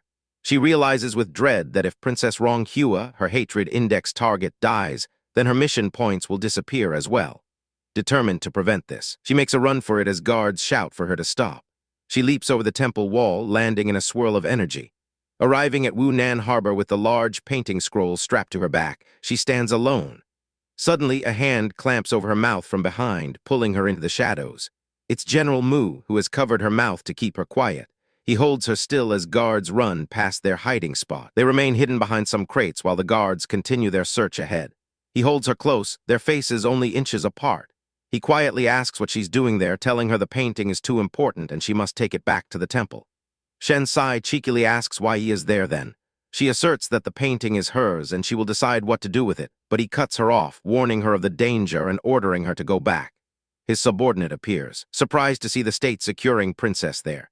General Mu asks his subordinate for a report. The subordinate informs him that Kai Hongwei's men are in ambush at the harbor and the man himself is present, but Princess Ronghua is nowhere to be seen, and there is still no word from the palace about using the painting. The subordinate suddenly detects another presence and draws his sword, demanding they show themselves. A woman in a veiled hat steps out, claiming she is just passing by, while Shen Sai internally questions General Mu's presence, knowing he isn't the Emperor's confidant. Shen Sai pushes General Mu away, remarking on the crowd. She turns to the newcomer and asks if she is also here for the painting, addressing her as Miss Cheng Jinian. General Mu and his subordinate look on as Shen Sai confronts the veiled woman. Cheng Jinian denies her identity, claiming Shen Sai has the wrong person. Shen Sai smirks, questioning her refusal to admit the truth. Announcing that she's too busy to play games, Shen Sai makes a break for it and runs away. General Mu and his subordinate yell for someone to stop her. She easily evades the subordinate's grasp and disappears into a bustling marketplace. The subordinate loses her in the crowd. As he asks General Mu if they should pursue her into Kai Hongwei's territory, Cheng Jinian slips away unnoticed. General Mu grits his teeth in frustration, muttering to himself about why this keeps happening again. He struggles to maintain his composure, telling himself to keep calm so as not to ruin his image, all while questioning his own strange choice of words. He tells his subordinate that for now they can only play it by ear. The scene shifts to a large ship at the harbor, where Shen Sai is now standing on the dock. She faces 2 of Kai Hongwei's swordsmen, boldly announcing she has brought what was requested and came alone. Kai Hongwei appears on deck, acknowledging her decisiveness and inviting her aboard. Inside a cabin, she demands to see Princess Ronghua. Kai Hongwei scoffs, asking if she thinks he's foolish enough to keep the hostage by his side. Shen Sai gives him a 2-hour ultimatum, have his men bring the princess and some food or she will tear up the painting. Kai Hongwei silently observes her, thinking that her reputation for power must be true if she dares to come alone, and decides to watch her further. 2 hours later, a blindfolded and gagged Princess Ronghua is brought out. Kai Hongwei tells Shen Sai it is time to trade. Shen Sai smirks, asking him when she ever said she wanted to trade. She declares she is only there to see the princess, then rips the gag from Ronghua's mouth. The princess lets out a muffled cry. Shen Sai smiles, saying she can now rest easy knowing how miserable the princess's life is. Just then, a guard shouts that the Emperor's men are coming, causing Kai Hongwei to begin a retreat.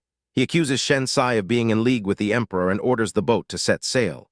She calmly denies any allegiance. She then offers Kai Hongwei the painting if he makes the princess suffer. He angrily points out the arriving guards and asks why he should trust her. Suddenly, a figure leaps from the water onto the dock. It is Cheng Jinian, who moves with lightning speed. She boards the ship and swiftly defeats Kai Hongwei's guards, disabling them with a series of powerful kicks and strikes. Cheng Jinian lands gracefully on the deck. She stands over the fallen men, holding the terrified Princess Ronghua hostage. Her eyes are fixed on the scroll in Shen Sai's hands, her thoughts revealing her true intention. That painting is hers. Shen Sai watches in disbelief, questioning how Cheng Jinian, who is supposedly unskilled in martial arts, could have reached the boat which was already far from shore. As Cheng Jinian attacks his men, a shocked Kai Hongwei demands to know who she is. Shen Sai realizes Cheng Jinian's weakness was just a facade. Cheng Jinian holds a sword to Princess Ronghua's throat. She quickly ties up the princess, then kicks both her and Kai Hongwei into the sea. She repeatedly dunks the princess underwater using the rope, allowing her to surface only for a moment to gasp for air. Shen Sai sees this as a perfect opportunity, knowing the princess will blame her for the abuse. Thinking about her hatred index points, she decides she can't reject such a golden opportunity as the princess is submerged once more. Princess Ronghua surfaces, coughing up water and screaming that Shen Sai will face retribution. As Cheng Jinian prepares to leave with the rope, Shen Sai shouts for her to wait, complaining that she hasn't gotten all of her points yet. Cheng Jinian turns, stating she has done as requested and demands the painting. Shen Sai dismisses her, saying she was talking to Master Kai, not her. As Master Kai struggles in the water, Shen Sai takes a step back from him. Cheng Jinian moves swiftly toward Shen Sai, demanding the painting and claiming it belongs to her. She asks Shen Sai if she is aware of how many people are after it. She warns that keeping the painting will lead to her doom, given her weakness. Shen Sai coolly replies that if so many people want it, she can give it to anyone she pleases, as long as it's not Cheng Jinian. Cheng Jinian's face darkens as she declares they will have to do it the hard way. She launches a powerful energy attack at Shen Sai. Shen Sai braces herself, thinking she's being forced to use her powers again, and says to bring it on. Just before the blast hits, General Mu appears in a flash, deflecting the attack and shielding Shen Sai. The deflected energy swirls past them, causing a massive explosion on the deck. General Mu catches Shen Sai as they are knocked back by the blast's force. He tells her she won't be so lucky next time if she keeps digging her own grave. Shen Sai pulls her arm away, retorting that she enjoys it and never asked for his help, accusing him of preventing her from activating her powers. He holds out his hand, telling her to give him the painting for her own safety. Shen Sai ignores him, instead pulling a lit torch from within the scroll casing, shocking General Mu. She declares that if she can't have it, no one can, as that would be the fairest outcome. As she moves to burn the painting, both General Mu and Cheng Jinian lunge for it. Cheng Jinian is knocked back, while General Mu tries to grab the painting from Shen Sai. Cheng Jinian screams for them to stop, but it's too late. The scroll catches fire. Shen Sai throws the burning painting into the air. It arcs over the water where Cheng Jinian leaps and catches the flaming scroll. Kai Hongwei sees this, remarking that she managed to snatch it. Furious, he shouts Shen Sai's name and orders his guards to arrest her. General Mu steps between them, warning Kai Hongwei that he will have to go through him first. Kai Hongwei smirks, noting that the stoic General Mu is acting unexpectedly for a woman, and surmises he is also there for the dragon root, questioning why he's protecting her now that the painting is destroyed. Shen Sai peeks out from behind General Mu, innocently asking if the dragon root is edible. Kai Hongwei explains that the dragon root is the foundation of the kingdom, and possessing it would lead to the emperor's downfall.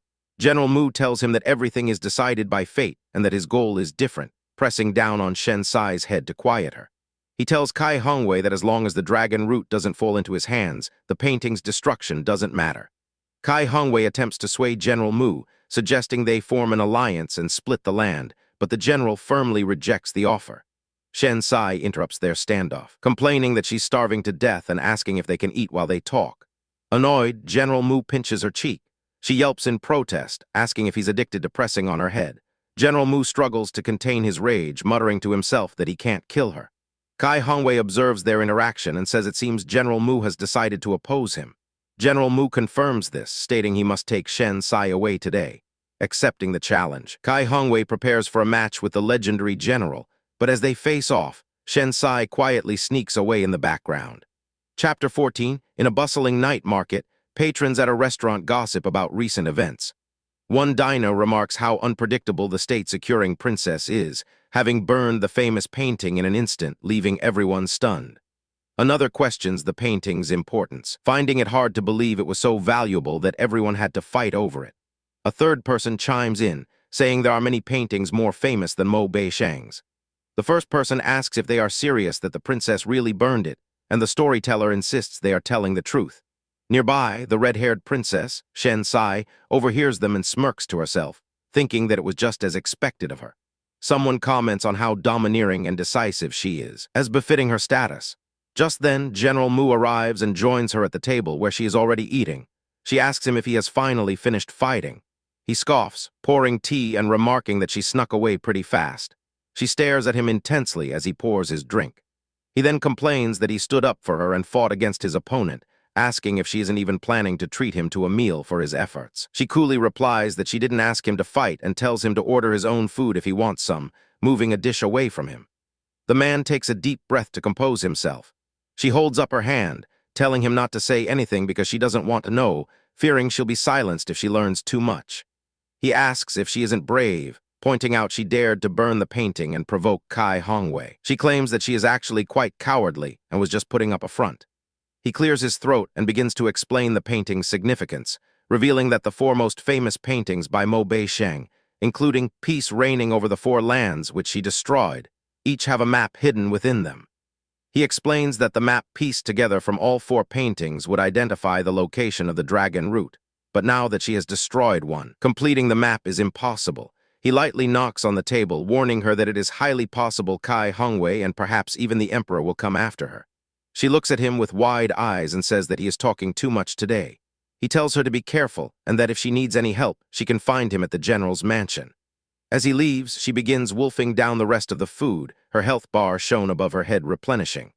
Later, as he walks her through the lantern-lit streets, she asks him if he has a secret motive for being so nice to her all of a sudden, wondering if he fell in love with her beauty or her talent. He dismisses her comment as whatever. They walk on, her playfully holding his sheathed sword from behind. He thinks to himself that she already ate so much and she had better not get fat. She reminds General Mu that he was ordered to find a wife within a month and questions why he is following her around instead of looking for one. He reveals that the person who gave the order asked Her Highness to pick one for him. She retorts that she will find one for him if he dares to accept her choice. He simply says, "I," before trailing off looking thoughtful. She disappears in a flash, leaving him to wonder why she always comes and goes so fast. Later, he finds her sitting by a wall, eating fruit. He watches her lost in thought. She notices his presence and turns around, asking why he is still following her. He tells her it is getting late and he will send her back to the palace, warning her that it has been dangerous outside recently and she should not leave the heavenly temple again. Back at the heavenly temple, the temple lord angrily orders that nobody is to let her out without his permission. He berates her for taking matters into her own hands, taking the painting out of the palace and then burning it, calling it a preposterous act. He also scolds her for provoking Princess Ronghua, asking how she would make up for it if something bad happened. She sits huddled in the corner, thinking that at least she wouldn't kill her, but the emperor would. She reasons that while the emperor publicly sent guards to save Ronghua, he probably never actually intended to save her. A maid watches the temple lord leave, remarking that Sai went too overboard this time. The maid, Zhai Kai, cautiously approaches the locked door of the room where Shen Sai is being held. She quietly asks if Her Highness is all right. Shen Sai, sitting in the dark, asks Zhai Kai to get her some food to calm her nerves. Zhai Kai sadly informs her that the temple lord has instructed that no one is to send her any food. She explains the emperor is furious and the temple lord is doing this to protect her, begging her to bear with it. Shen Sai, alone in the dark, begins to feel hungry. She clasps her hands together, comically announcing that her art of prophecy is in progress as she chants for someone to bring her food. A small object suddenly clatters to the floor nearby. She crawls over, wondering if her prophecy came true so quickly. She looks up to see a figure on the roof. The figure, Crown Prince, angrily asks why she didn't take good care of her body, warning her that no one would be able to save her if something happened. Shen Sai, sitting on the floor, tells His Highness that she has a big problem right now. He immediately becomes concerned, climbing down from the roof and asking if she is really injured, and if it is serious. She looks up at him and states that she told him this body doesn't belong to him, before admitting her big problem is that she's hungry. A basket of food is then lowered down to her. The Crown Prince sits on the roof, telling her not to get him wrong, as he's only being nice to her for Sai's sake. Shen Sai happily eats, saying, all right, all right. He asks if she really burned Peace Reigning Over the Four Lands, noting that everyone was eyeing it and calling her bold for burning it on a whim. While eating, she admits that if she had known she would be locked up without food, she wouldn't have burned it. As he prepares to leave, he reminds her again to take good care of Sai's body or he won't forgive her. He then leaps away into the night. After finishing her meal, Shen Sai enters a strange, surreal dreamscape under a pink moon. The world is cast in a deep red hue as she walks through a barren landscape. She approaches a body of water and sees her own reflection before falling in. Her eyes snap open in terror. She wakes up gasping for air in her room. She attempts to get up but finds she cannot move. As she looks down at her hand, she realizes she's paralyzed. She trembles with fear. A glowing cat-like creature, her system Harmony, appears and reassures its host not to be scared, explaining that the original owner's ability as a prophet has been activated. Harmony elaborates that the prophet can discern and transform heaven's will, but it costs a portion of her lifespan to do so, and what she just saw was the true prophecy. 3 days later, Shen Sai is released from her confinement. She ecstatically enjoys a large meal, exclaiming how awesome it is to see good food again. Her maid, Jai Kai, watches her eat and announces that the temple lord is here. The temple lord enters the room and dismisses Jai Kai. He approaches Shen Sai, asking how much effort the heavenly temple had to put in to settle the matter for her. He then asks what is the matter with her, as she is not acting like herself. Shen Sai, looking up from her food, says he came just in time. She recounts that 2 days ago in the dark room she dreamed of some scenes. She describes how the earth and sky became blood red, and though it was blurry, it felt extremely depressing. The temple lord looks at her with suspicion, wondering if she is really Sai and why she is acting so strange. He asks her what she thinks it means, while internally questioning how she could have this unique prophetic ability if she isn't Sai. Shen Sai thoughtfully says perhaps there will be a war. The temple lord strokes his beard, concluding that the prophecy isn't complete yet, and tells her to let him know immediately if she has any more predictions in the future. Later, in the imperial garden, a fish is scooped out of a pond with a net. Shen Sai is trying to fish when she overhears 2 maids gossiping. One says she heard the emperor betrothed the Cheng family's second miss to General Mu. The other remarks that General Mu is handsome and an important official, calling the second miss lucky, unlike the eldest miss. The first maid shushes her, adding that General Mu had initially rejected the marriage. Shen Sai muses on the situation, noting how the emperor has taken matters into his own hands and complicated things. She asks her system, Harmony, if there will be disruptions to the plot now that the real female protagonist has been betrothed to someone else for no reason. She feels it's cruel how the heavens treat the real female protagonist, especially since General Mu is now in an awkward position under the emperor. A woman with dark hair, Cheng Jinian, approaches and calls out to her highness. Shen Sai glances around as Cheng Jinian stands before her. Cheng Jinian asks Shen Sai to help her keep what happened previously a secret. Cheng Jinian asks what happened previously, and Shen Sai replies that her highness doesn't need to ask the obvious. Shen Sai retorts, wondering why she is being asked to shut up when General Mu knows about it too. Cheng Jinian tells her not to worry about that and to just help her keep it a secret. Cheng Jinian then asks if this is the kind of attitude she uses when asking for a favor, before telling her not to tell anyone about it and warning her not to think she is as capable as she believes. Harmony's voice explains that the fake female protagonist has finally revealed her true colors. Harmony adds that according to the plot after Cheng Jinian's rebirth, Shen Sai will indeed be killed by her. She will make it seem like Shen Sai went missing, so no one will know about her death. Communicating with Harmony through her thoughts, Shen Sai smiles and thinks that Cheng Jinian can try if she wants, as she's looking forward to it. She then turns back to Cheng Jinian and asks if she is done, stating she will get going if so. She complains that Cheng Jinian has scared the fish away. As she turns, Cheng Jinian bumps into her. Cheng Jinian internally fumes, wondering why she still needs to be bullied after her rebirth, even by a weak young lady who doesn't know how to fight. She thinks Shen Sai's name with venom, vowing not to let her obstruct her. Just then, the crown prince arrives and cheerfully asks Sai if she's going fishing, saying he wants to go too. From behind a tree, Cheng Jinian watches them. She wonders what happened and why the crown prince always seems to be around this woman. She recalls a past moment where the crown prince looked tenderly at a woman who resembled Shen Sai. She wonders if the crown prince initially liked her. The crown prince playfully tries to snatch the fishing net from Shen Sai, who tells him not to. Cheng Jinian grips the tree, her nails digging into the bark, thinking she cannot let anyone snatch what belongs to her. She thinks that no matter what, she must be the final winner, imagining Shen Sai covered in blood. She smiles with grim determination. At the Cheng mansion, betrothal gifts are being delivered. A servant approaches Cheng Jinian. The servant informs the eldest miss that His Majesty has ordered the second miss to be betrothed to General Mu, and these are the gifts from the general's mansion. Cheng Jinian is shocked, shouting, "What?" in disbelief. She clutches her mouth, thinking that she hasn't even married the crown prince yet, but Cheng Jinxiu is getting married. She walks away, vowing that she can't let things go her way, staring out a door. She thinks about how Cheng Jinxiu made her so miserable in her previous life, and vows to give her a taste of helplessness and desperation. Someone calls her name, Jinian, startling her. She shuts the door on her master from the heavenly temple, who asks her what the matter is. He scolds her for making no progress and taking matters into her own hands to ruin peace reigning over the four lands, saying he doesn't know what other messes she'd make if he didn't come. She bows, explaining that she didn't want to let someone else get their hands on the painting and didn't expect Kai Hongwei was also acting under his instructions. She begs him not to worry and to pass down his knowledge to her so she can make up for her mistakes. He looks at her and says he'll see how it goes, but he won't allow any more hiccups. He adds that he's waited for many years and can't let everything go to waste.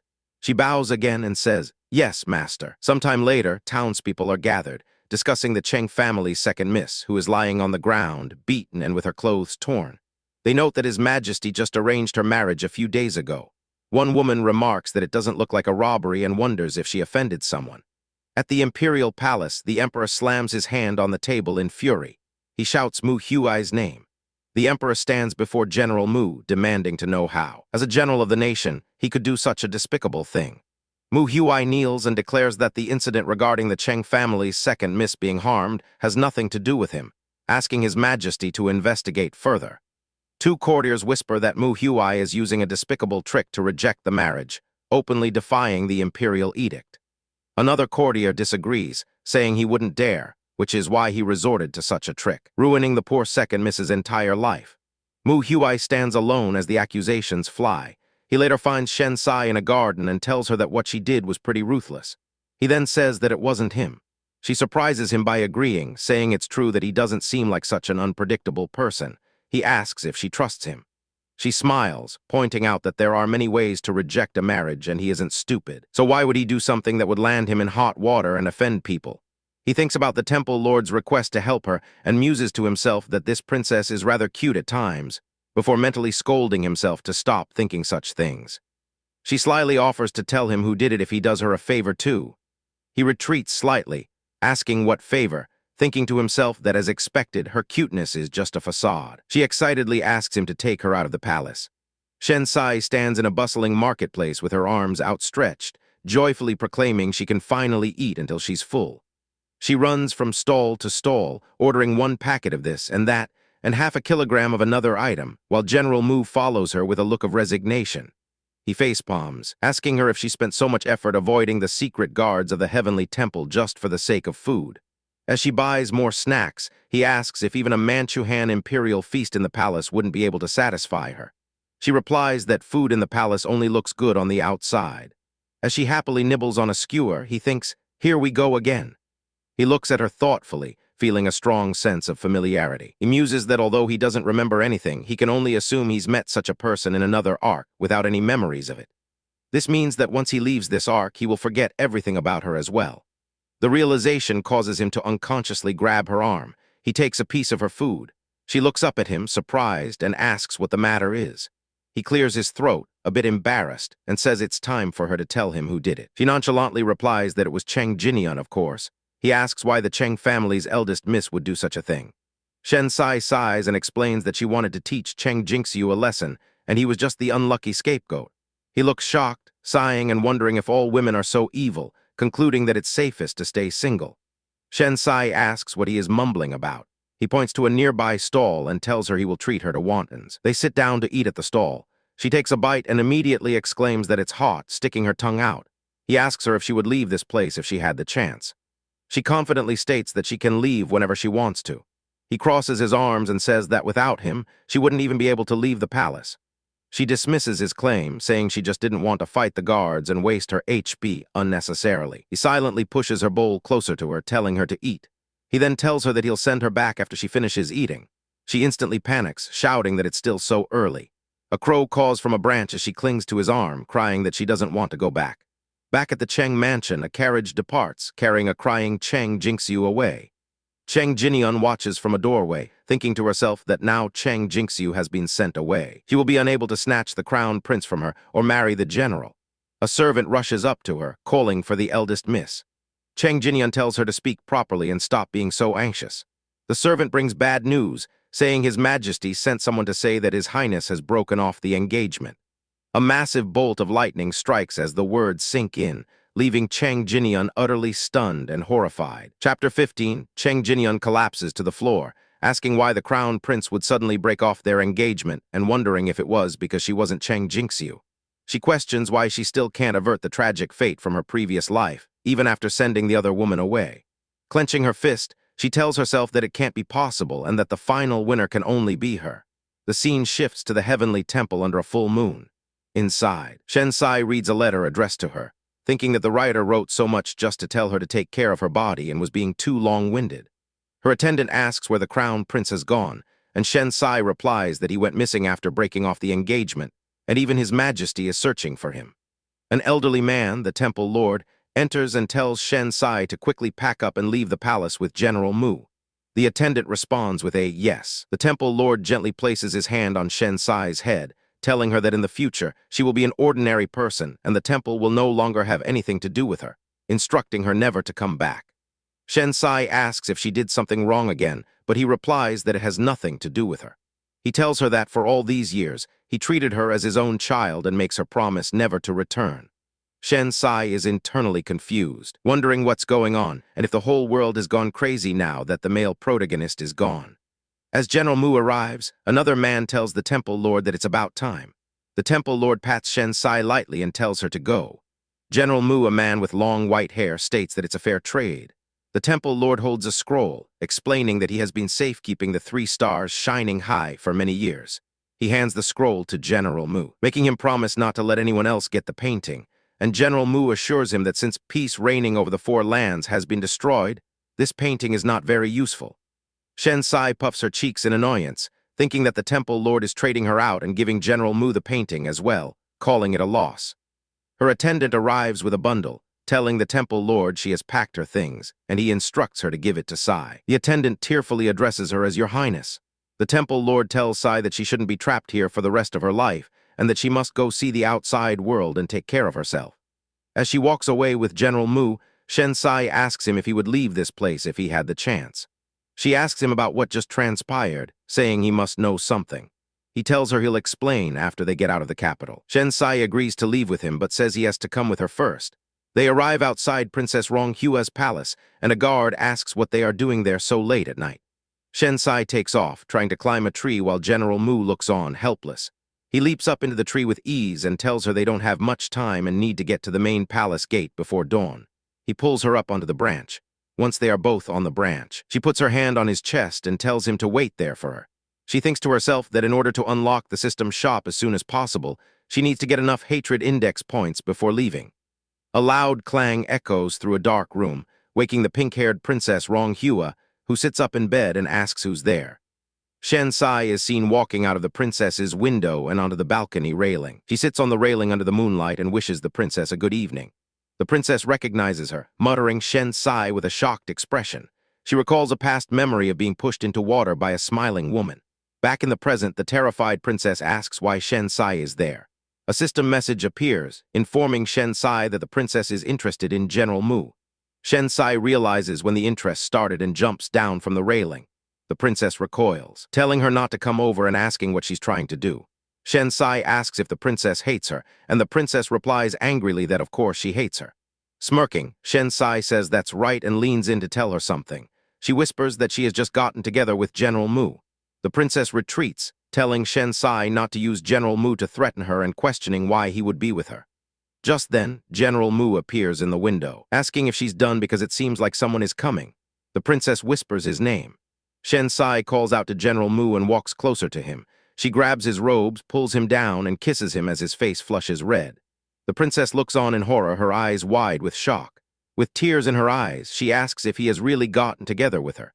She laughs weakly and then slides down to the floor, laughing hysterically. A small cat-like creature with a party popper appears next to Shen Sai, and a system message announces that the princess's hatred index has reached its maximum and the side mission is complete. Shen Sai tells General Mu they can go. As they leave, the princess, now on her hands and knees, screams that Shen Sai will die a horrible death. Shen Sai looks back and says, "Thanks." Outside, General Mu and Shen Sai arrive at the Cheng mansion. She asks what they are doing there again, and he replies that they are visiting Cheng Jinian. He looks at her and says that Her Highness must have forgotten that Cheng Jinian is a skilled martial artist, and she can't go near her. Shen Sai remembers this is correct. She then asks General Mu if he has any secret tips on becoming a highly skilled martial artist quickly, without any foundation. He explains that it's only possible if a very powerful person teaches her all his skills. She asks if it's as simple as that. Mumbling to herself, she wonders why she doesn't have such luck. He clarifies that while it would help an ordinary person become a master in an extremely short period, the body wouldn't be able to cope with the sudden rise in cultivation, and such people usually don't live for more than 2 years. Shen Sai seriously considers this as he tells her there's no such thing as a free meal, and even if she were willing to live just 2 more years, nobody would teach her a lifetime of skills unconditionally. She tells him she'll be back soon. He tells her she didn't hear what he said, but she just replies that she's coming back after she sets a fire, giving him a wink. A cry of fire is heard as the Cheng mansion erupts in flames. People run in panic as the fire crackles. 2 women comfort a distraught Cheng Jinian, asking if she's all right. She holds a scorched piece of paper that reads, "I'm the one who burned your room down. Come find me if you want to seek revenge. Shen Sai." Cheng Jinian glances around the burning courtyard with a furious expression. Shen Sai and General Mu leap over the city wall, and he tells her the sun will rise soon and they should go.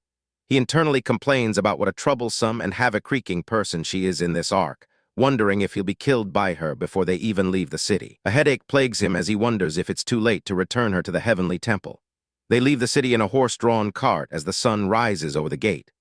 Inside the cart, Shen Sai says that this must be the legendary 3 stars shining high, and that it doesn't look special. General Mu, unrolling the scroll, explains that it's the same as the peace reigning over the 4 lands painting she burned. Though it seems ordinary, the key lies in the lines that surface when it comes into contact with fire. Now that they've exited the city, Shen Sai demands to know what's going on. He asks if she made a prophecy a few days ago, noting that it seems she had several exchanges with the Temple Lord.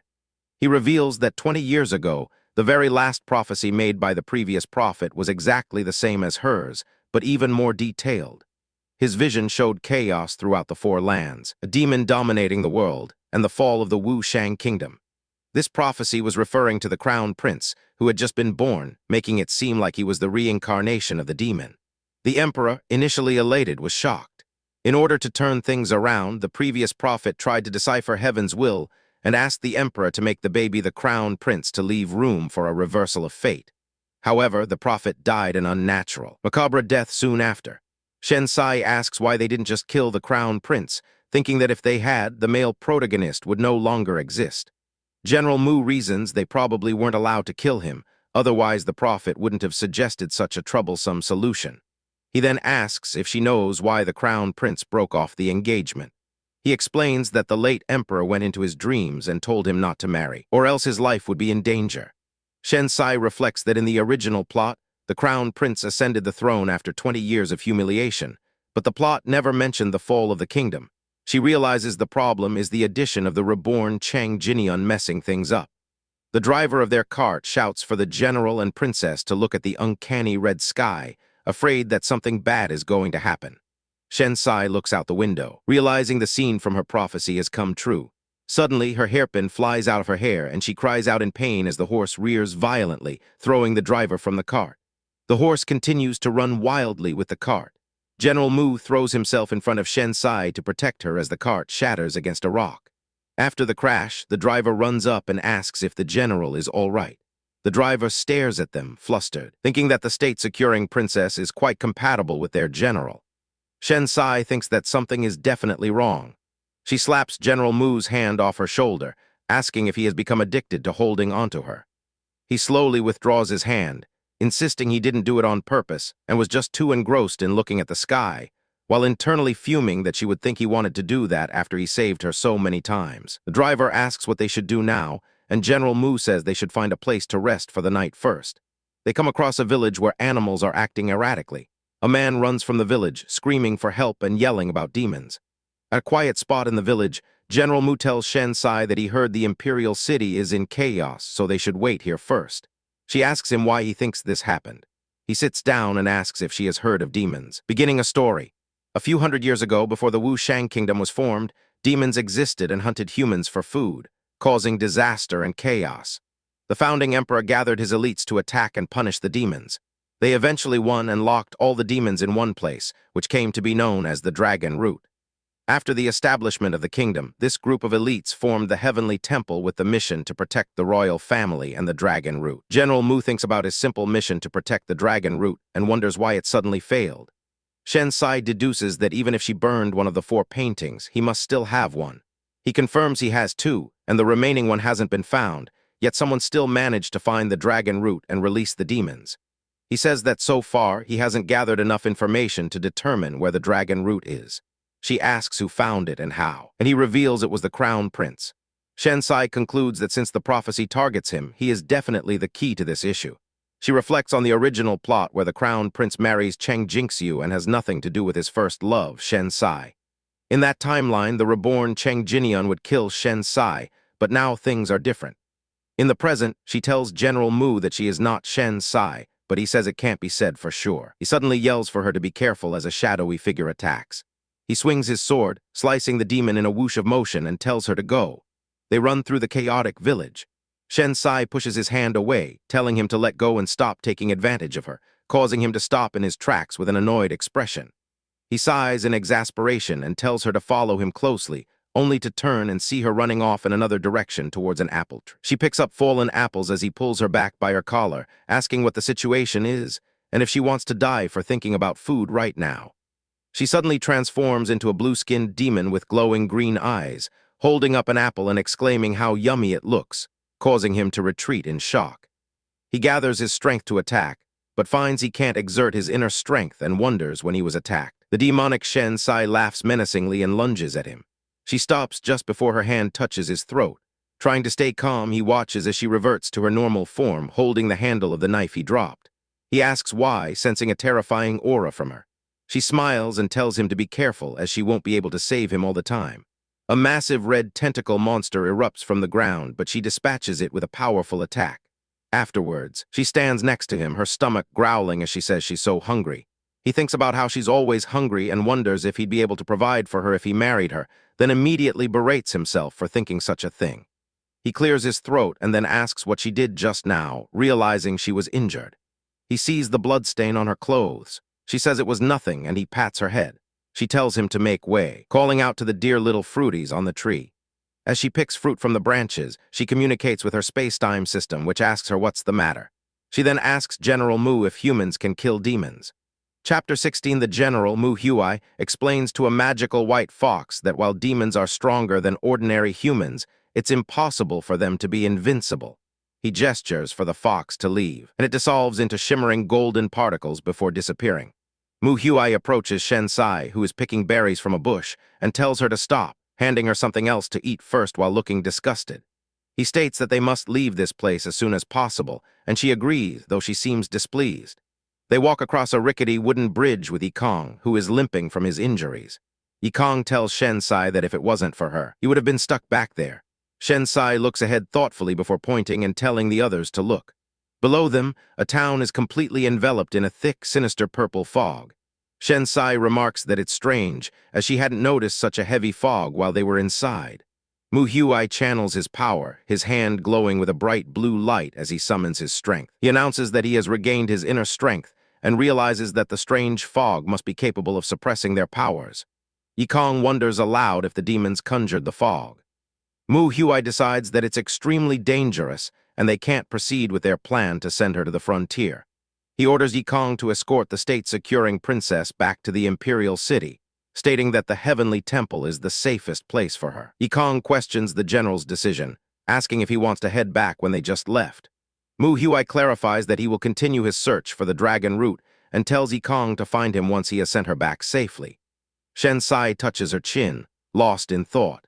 She recalls Cheng Jinian's attempt to snatch peace reigning over the four lands, and wonders if she too could be searching for the Dragon Root, remembering an image of Cheng Jinian speaking with a veiled woman. Shen Sai interrupts their plans, declaring that there's no need for that as she will go with them. With a confident smile and her arms crossed, she adds that if she doesn't go, there will be no one else to protect the general at a critical moment. Mu Huai laughs at her bold statement. while Yi Kong, standing behind him, looks away in embarrassment, thinking he shouldn't be here and ought to have hidden under the bridge. The three of them travel through a barren, desolate landscape filled with the twisted remains of dead trees. Mu Huai explains that the closer they get to the dragon root, the more intense the demonic aura will become, which is why all the vegetation is dead, indicating they are probably getting close. Shen Sai walks closer to him and asks what he plans to do once they find the dragon root, reminding him that the place has housed demons for a long time. He turns the question back on her, asking what she would do. After a moment's thought, she replies that she is thinking about whether demons taste good. Yi Kong sighs in exasperation at her comment, and Shen Sai looks annoyed that the general ignored her. She cheerfully grabs Mu Huai's arm, repeating her question about whether he thinks demons taste good. He turns to her with a stern expression, asking if she wants to eat even demons, and if she intends to eat every living being in the world. Shen Sai looks dead serious as she clarifies that she never said she wanted to eat them. She was simply wondering if they taste good since she's never had them before. She then makes a funny face and adds that while she doesn't eat things that can talk, she's still curious, prompting a tiny chibai version of Mu Huai to run away in annoyance, telling her to hurry up. As they continue through the wasteland, two bat-like demons watch them from behind a rock. Shen Sai calls out to the general, asking why he's walking so fast and insisting she was just a little curious. The scene shifts to a dark cave littered with human skulls where a fox demon, Flame Fox, sits on a throne. A bat demon reports to him, angrily recounting how a human had said demons have always eaten humans, but questioned when a human had ever eaten a demon. Another bat adds that she even said that they demons don't taste good. Flame Fox, a handsome man with orange hair and fox ears, smirks with interest at the idea of humans eating demons. He orders his minions to catch her and bring her to him. Hordes of bat demons fly out of the cave, vowing to catch the audacious human. Meanwhile, the trio arrives at a cave entrance. Mu Huai deduces that this must be where the demons are staying and suggests they find an opportunity to barge in. He instructs Yi Kong to keep a lookout behind them. Suddenly, a black blur swooshes past them, causing Shen Sai to duck down and wonder if it was a big black rat. Inside the cave, a robed figure confronts Flame Fox, calling him by name. Flame Fox is surprised that the intruder knows his name.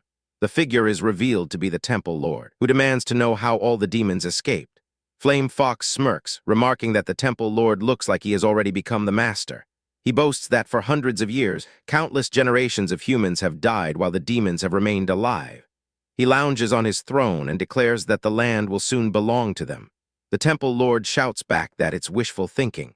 Flame Fox cracks his knuckles, stating that while humans tricked them and managed to suppress them back then, they won't be so careless this time, declaring they will use the Temple Lord's blood to mark the beginning of their grand era.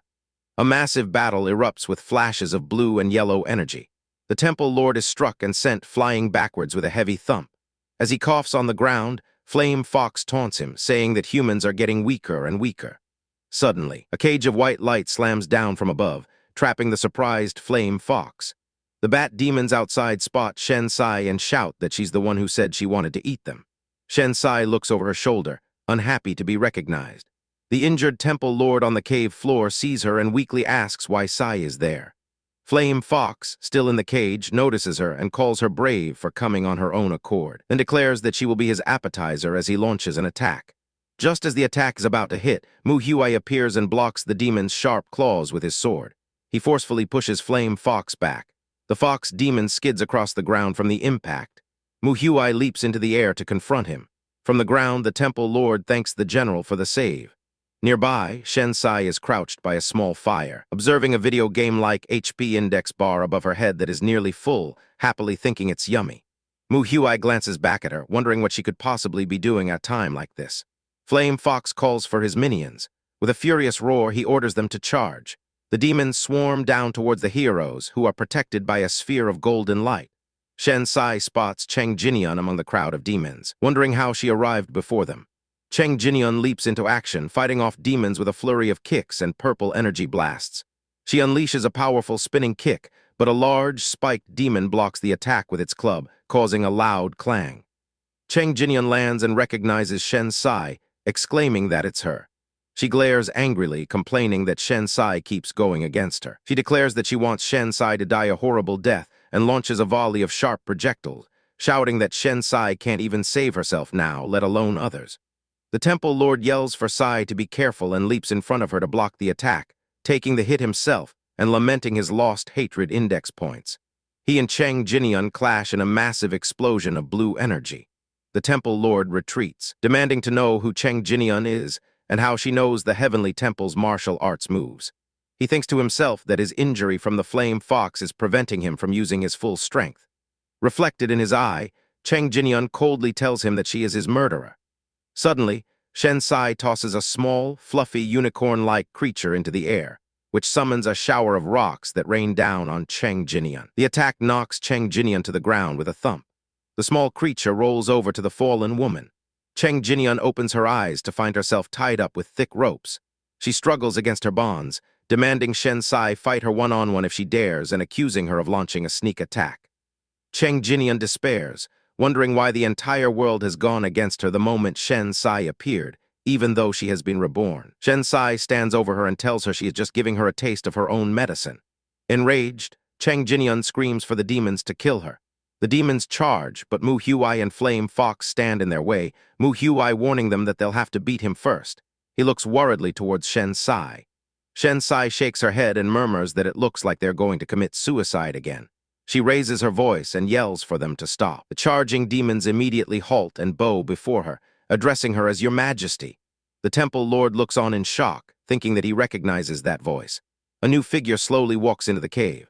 A man wearing a mask and robes, whom Cheng Jinian's master identifies as Master, appears.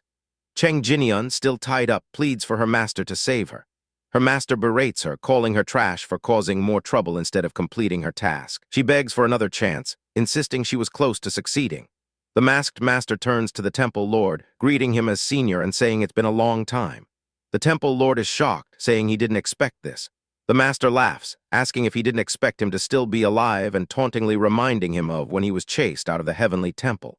The Temple Lord accuses him of releasing the demons to wreak havoc, asking what happened to his righteous values. The master scoffs at the idea of righteous values, claiming he would have died long ago without the demons' help, and that it's better to trust demons than hypocrites. He asks his junior if he always wished for a peaceful world, then dramatically declares that today he will show him the end of the world, one drenched in blood. As the two men have their dramatic confrontation, Shen Sai yawns widely, thinking that it looks like it's story time. She casually pokes a nearby bat demon with a stick. The bat flies over to a table that has appeared out of nowhere, laden with various snacks. As Shen Sai reaches for pastry, the Demon King grabs her wrist, asking Mu Huai if he wants to die. He then addresses Shen Sai, questioning her relationship with the Crown Prince and why she dares to eat the food he, the Demon King, provides. He asks why he's giving her the VIP treatment. Shen Sai internally reasons that he is the Demon King and wouldn't stoop to poisoning her. Plus, if she dies, the body of Shen Sai would disappear too. The Demon King leans in close, his face filled with anger. The General Mu Huai intervenes, holding out his own food and telling her to take it instead, warning her not to eat the Demon King's food. Everyone stops to stare as the General throws a pastry to her. Shen Sai catches it and tells them they can all continue their drama. The Temple Lord continues his conversation with the traitorous master, stating that back then, the master insisted on overthrowing the royal family, and while he brought men to stop him, he never meant to force him to a dead end. The master retorts that he was already seriously injured when the Temple Lord pursued him to the edge of a cliff. He claims he would rather have killed himself than be imprisoned by the heavenly temple. However, it wasn't his time to die, and he encountered the Demon King, who had escaped the temple's oppression. The Demon King promised that if he helped him find the dragon root and free the demon clan, he would let him rule the world.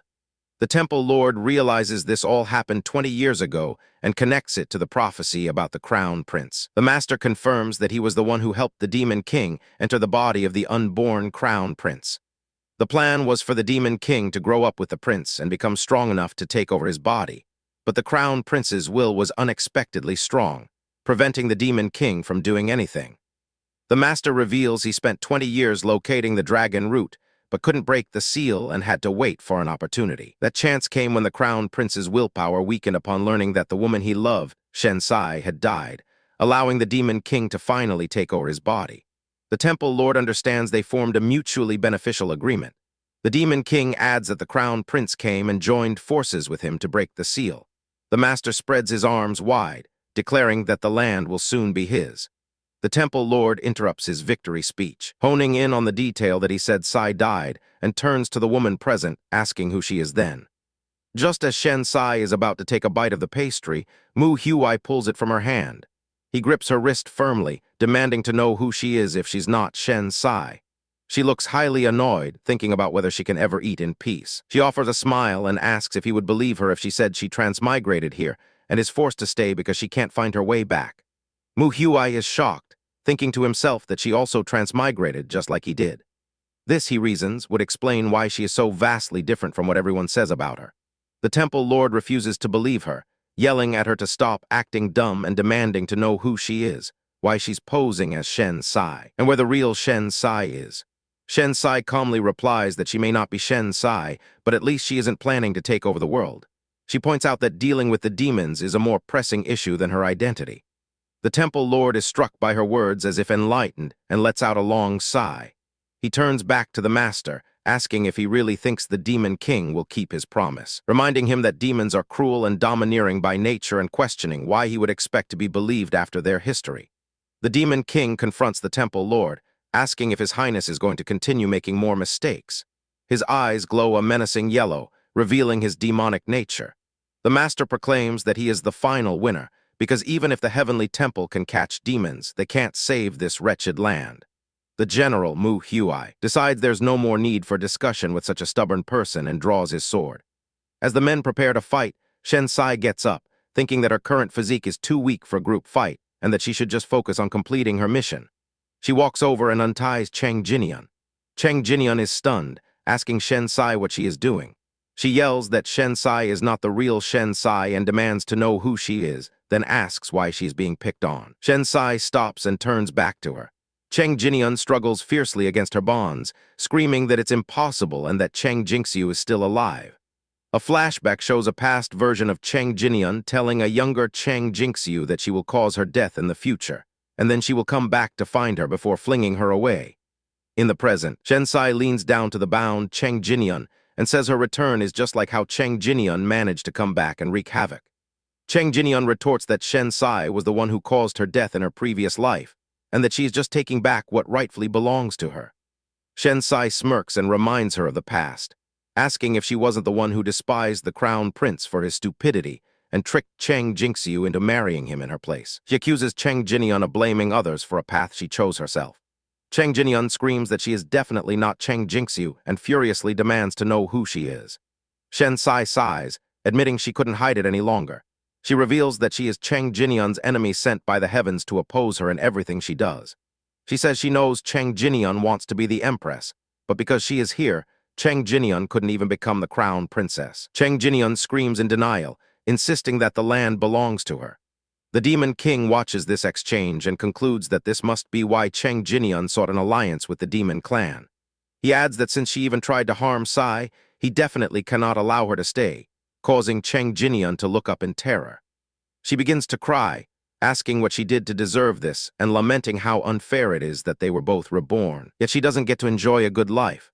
Chapter 17, the man with white hair and pointed ears tells the woman trapped in the golden circle that he will prepare another body for her if she just returns Sai's body to him. A small golden cat, her system, attempts to sneak away, but Ming Shu catches it by the ear as she retorts to the man, asking if he truly believes changing bodies is as simple as changing clothes. She yanks the cat back, asking it directly if there is any possibility for the real Shen Sai to return. The system confirms that it is impossible unless they reset the entire arc, to which Ming Shu replies that it is fine then. Dismissing the cat, she calmly sits down within the golden magic circle. She then casually pulls out a snack and begins eating, much to the Demon King's confusion. Determined, the Demon King intensifies his powers, vowing that he will save Sai now. A brilliant light erupts from his hand but abruptly vanishes into nothing. In a moment of comical Chibai-style confusion, he wonders what happened to his heroic rescue attempt. He rushes over to Ming Shu, shaking her shoulders and calling out for Sai. Ming Shu looks up with a bright smile, apologizing to his highness and announcing that it's her again. The Demon King recoils in abject horror, clutching his head as he screams, demanding to know where his Sai is. He furiously accuses Ming Shu of lying to him about Sai's return, just as another white-haired man, Lord Nine, appears behind him. Ming Shu rises and dusts herself off, calmly telling the distraught man that she had already warned him the method might not succeed, before adding that it is the Demon King who is lying to him. The Demon King turns to Ming Shu, his anger replaced with desperation as he begs her to let Sai come back, promising her anything she desires. Ming Shu simply looks away, stating that all she wants is to continue living and asks him to promise her that. Enraged by her response, the Demon King bellows that it is enough. He declares that he has waited long enough and lunges at the golden formation, attempting to press it down while shouting that Sai hasn't returned yet, and he won't help her until she does. He insists that he told her how to set up the formation, and its failure isn't his fault. But then he suddenly clutches his head, crying out in pain as his hands morph into sharp claws. As he collapses in agony, Ming Shu nonchalantly hits him on the back of the head with a massive spiked club, telling him he's being too noisy. He lies unconscious on the ground while Lord Nine looks on, stunned into silence. The Demon King rises again, his eyes glowing with yellow fury as he snarls that since she is so stubborn, he will kill her first and end everything. He lunges forward, his clawed hands reaching for her throat in a deadly attack. However, Ming Shu swiftly turns the tables, grabbing him by the neck and choking him until his power collapses, and he falls defeated. Afterwards, she stands with Lord Nine, who asks what to do now, worried that the prince will wake up soon. Lord Nine muses that while the mission failed, removing the leader of the evil spirits might earn him some extra points. Ming Shu questions if the general is talented enough to do so. He explains that he learned some skills from odd people at the border. Hearing this, Ming Shu steps aside, telling the general that the stage is his. Lord Nine instructs her to guard him from a distance so he won't be disturbed. Ming Shu sarcastically questions if he is really asking a weak woman to face evil spirits alone, but Lord Nine scoffs, reminding her of how she just knocked out the prince. He tells him to hurry up and not get distracted by food. As she walks away, Lord Nine asks his system to redeem points for a tool to contain evil spirits. His system, a white fox, appears, informing him that the item costs 6,000 mission points and asks for confirmation, which he gives. Holding a small, ornate container, he approaches the unconscious prince. The evil spirit is extracted and trapped inside, where it screams in rage, demanding to be released. Lord Nine taunts the spirit, saying if it were strong enough to escape, it wouldn't have needed a host body, while his fox system adds that Lord Nine doesn't eat anything. Ming Shu approaches, asking why the prince's hair remains white. Lord Nine explains that the evil spirit king lived in his body for 20 years like a symbiote. She wonders aloud if they should wipe the prince's memories to spare him from being trapped in the past, lamenting that she never would have told him Shen Sai was gone if she had known he would cause so much trouble. Lord Nine holds up the container with the captured spirit before kneeling beside the body of a fallen comrade, a somber expression on his face. The prince awakens and sees Ming Shu in the distance, weakly calling out for little Sai. A monstrous roar suddenly tears through the desolate landscape. Lord Nine explains to Ming Shu that the dead soldiers had used a forbidden method to gain strength quickly, one that ultimately costs them their lives within 2 years. Ming Shu complains of being hungry, and at that moment, the ground begins to shake and rocks start to float as a powerful energy surges upwards.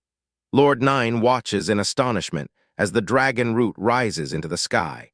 An entire city of gold ascends, and his system Fox appears to congratulate him on upgrading the world and breaking another record.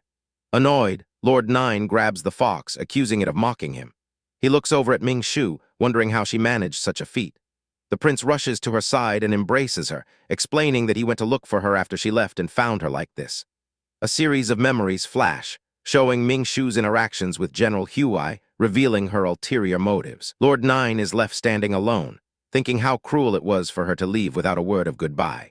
A system screen appears, marking her mission as Shen Sai complete with 22,000 hatred points, and informing her that the system store requires 978,000 more points to unlock. In a new space, Ming Shu grabs her cat-like harmony system, demanding to know why she was poisoned to death by a non-poisonous fruit, and why all the bodies it chooses for her die young. The system meekly suggests that only the good die young. Fed up, Ming Shu tells it to hurry and take her to the next world. Elsewhere, Lord Nine awakens from a cryogenic pod. The director of the Time and Space Administration appears, telling him that instead of punishment for his failure, she has a new task for him to make amends. He tiredly agrees to do it. The director informs him that he has only 2 options for this mission: kill the target, or, as a vision of a modern, red-haired Ming Shu appears, make her fall in love with him. The story transitions to a new world, a zombie apocalypse in mainland China. The original protagonist by Zue, a savior type with a storage ability, was thwarted by a fake protagonist from another planet named Ningla. Ming Shu's new role is Imayo, a fighting champion with fire abilities. In the original plot, Ningla caused Imayo's downfall and the death of her father. Imayo was bitten by a zombie but gained the ability to command them. Ming Shu, as Imayo, finds herself in a jeep surrounded by zombies. Complaining about the noise, she realizes she's on the way to her father's base. Her system points out she's hungry and there are only zombies around. After the system suggests a nearby city should still have supplies, Ming Shu drives there, excited that snacks are her top priority. She parks her jeep and stretches, appreciating her new body's peak physical condition before sprinting into the ruined city. Lord Nine, now in a gray hoodie, spots her and feels a sense of familiarity. He follows her into a convenience store where she is enthusiastically gathering snacks. He convinces himself he has never seen her before, but as he turns to leave, he trips over a zombie corpse and calls out to her, asking if she was the one who killed them. She clutches her snacks defensively, warning the stranger not to touch them. After a quick scan reveals he's not in the original plot, she tells him to take care of himself before kicking him to the ground and driving off. Lord Nine is left fuming in the street, shouting about the injustice of being kicked to the curb by a lunatic. His system Fox appears and informs him that the woman is Imayo, his mission target. A flashback reminds him of his two choices: kill her or make her fall in love with him. Lord Nine collapses in disbelief, yelling that it's a joke that the woman who single-handedly destroyed a horde of zombies is his target. Realizing that killing her would be unrealistic, he decides to try and side with her instead.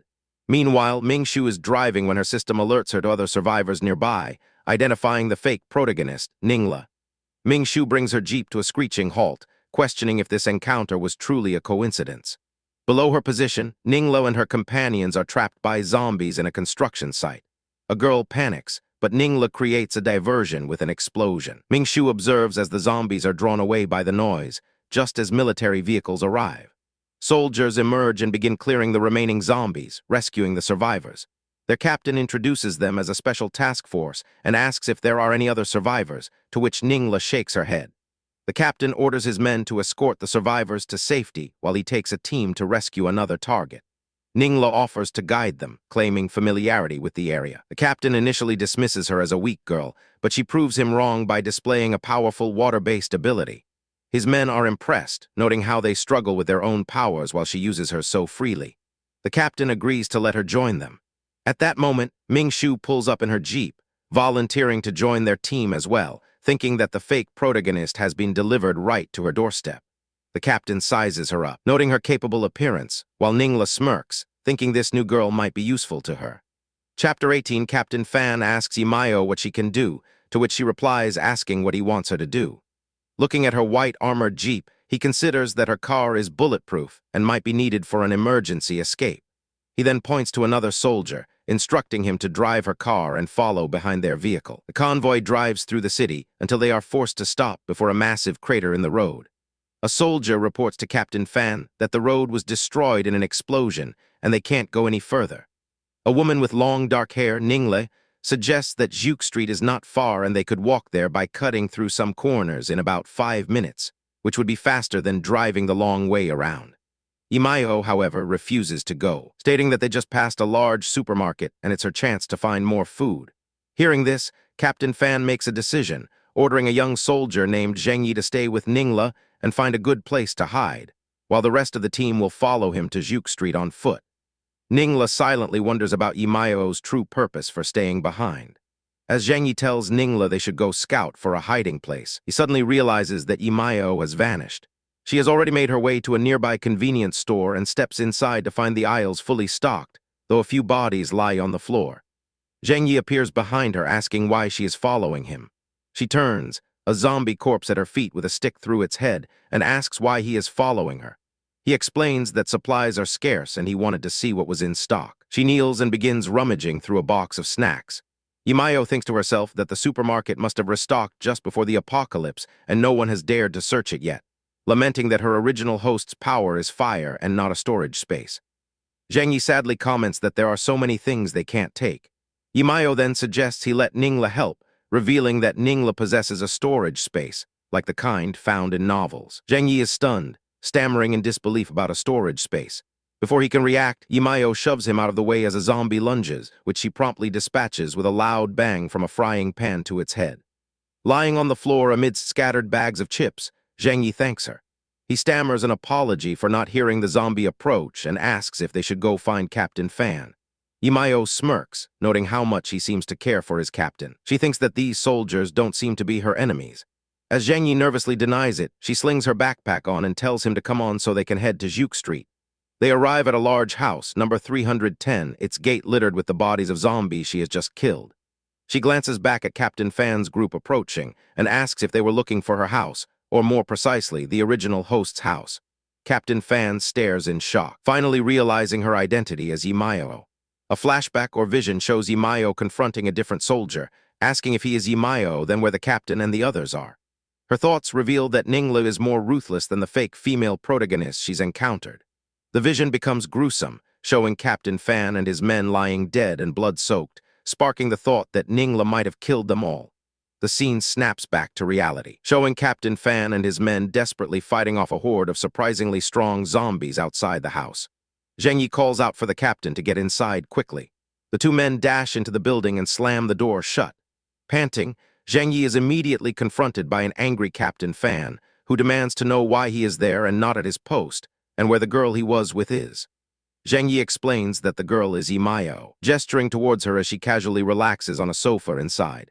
Captain Fan approaches her, asking why she didn't tell them she was Yimayo. She retorts that they never asked for her name and asks if her father sent them. He confirms it, clarifying that their main mission is to find a person named Zhu Shuo at Tengjiang University, and that Chief Yi had ordered them to pick her up along the way. Yimayo silently asks her system, Harmony, who Zhu Shuo is in the original plot. The cat-like system materializes and explains that in the original timeline, the host had already left the city and therefore never crossed paths with her father's men or learned of Zhu Shuo's existence. In the present, one of the soldiers reports that the zombies have scattered, and Captain Fan immediately asks about Ningla's whereabouts. Zhang Yi recounts how they were chased for a long time and eventually surrounded, at which point Ningla acted alone to lead the zombies away and they couldn't find her afterwards. Captain Fan resolves to go back and look for her, worrying that she would be exhausted after being chased by a wave of zombies, even with an ability. Yimayo smirks to herself, thinking that with Ningla's strength, her disappearance was intentional and that the soldiers are naive for believing she sacrificed herself for them. Suddenly, one of the soldiers, Yu Cheng, is grabbed by a zombie from behind. A low growl fills the air as Captain Fan screams Yu Cheng's name. Overwhelmed by zombies, Yu Cheng yells for the others to go and leave him. Zhang Yi desperately urges the captain to do something, but Fan grimly notes that more zombies are coming and they have no way to save him. He turns to Yimayo. Zhang Yi begs her for an idea, reminding her of how strong she was earlier. Yimayo coldly lays out their options. Either Yu Cheng dies alone or all of them die together, asking which they want to choose. She adds that while they have two choices now, they may soon have only one. With a look of grim resolve, Captain Fan tells Zhang Yi to retreat, saying they will look for Ningla later. He snatches Yimayo's arm and pulls her away, leaving Yu Cheng to be swarmed by the horde. They run back to the supermarket. Captain Fan tells Zhang Yi that he and Yimayo found this place, and they should stock up on as many supplies as possible before heading back to the base. Zhang Yi agrees, but expresses his disappointment that they can't take everything. However, upon entering the store, he is shocked to find all the shelves completely bare.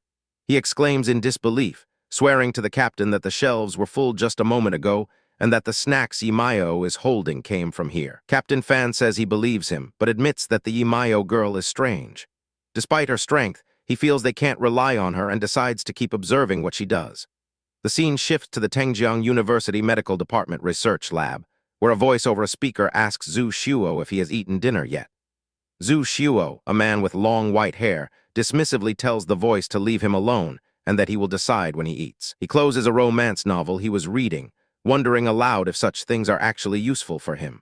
A small, nine-tailed white fox appears on his desk, telepathically telling Lord Nine that he must become a master of romance if he wants to succeed. Zhu Shuo scoffs, asking where it even gets these absurd novels.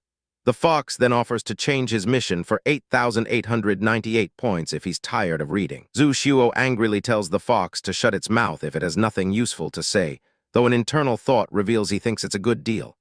That night, back with the group, Captain Fan instructs Zhang Yi to stay and keep alert while he goes to find their mission target. He reminds him to be careful and remember what they discussed. After Fan leaves, Yimayo approaches the jeep where Zheng Yi is on watch. She asks if he is still upset about what she said earlier about his comrade. Zheng Yi quickly denies it, explaining that the circumstances were bad and she only spoke the truth, however hard it was to hear. He adds that the captain is probably still angry at himself for being unable to do anything but watch Yu Cheng die and is just worried that he will end up the same way. He then offers her a bag of snacks, telling her she must be tired and should take a rest. A loud bang suddenly echoes from the nearby building, and Zheng Yi shouts for the captain. Yimayo grabs him, tells him to get in the car, and then pushes him inside, ordering him to watch her snacks and threatening to take his head if he loses any. She locks the door, leaving him trapped inside. He pounds on the window, shouting her name and asking what she's doing as she runs off.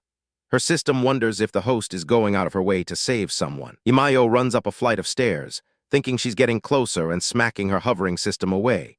She dodges a blast of energy and raises her gun to find Captain Fan at the top of the stairs, who asks why she is here. Behind him stand a small group of survivors.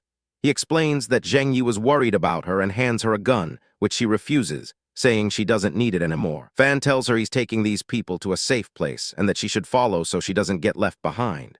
Just then, zombies appear on the landing. A girl with braids named Kai Kai clutches her side, feeling unwell, revealing a bite mark. Captain Fan tries to help her up, but she turns into a zombie and lunges at him. Before she can bite, a spear flies through the air and impales her through the head, killing her instantly. The spear belongs to Yimayo, now standing over the fallen zombie and a stunned Captain Fan. Another survivor cries out Kai Kai's name as a dismembered zombie arm is sliced away by Yimayo's spear. Yimayo casually tells a grateful Captain Fan that he's welcome.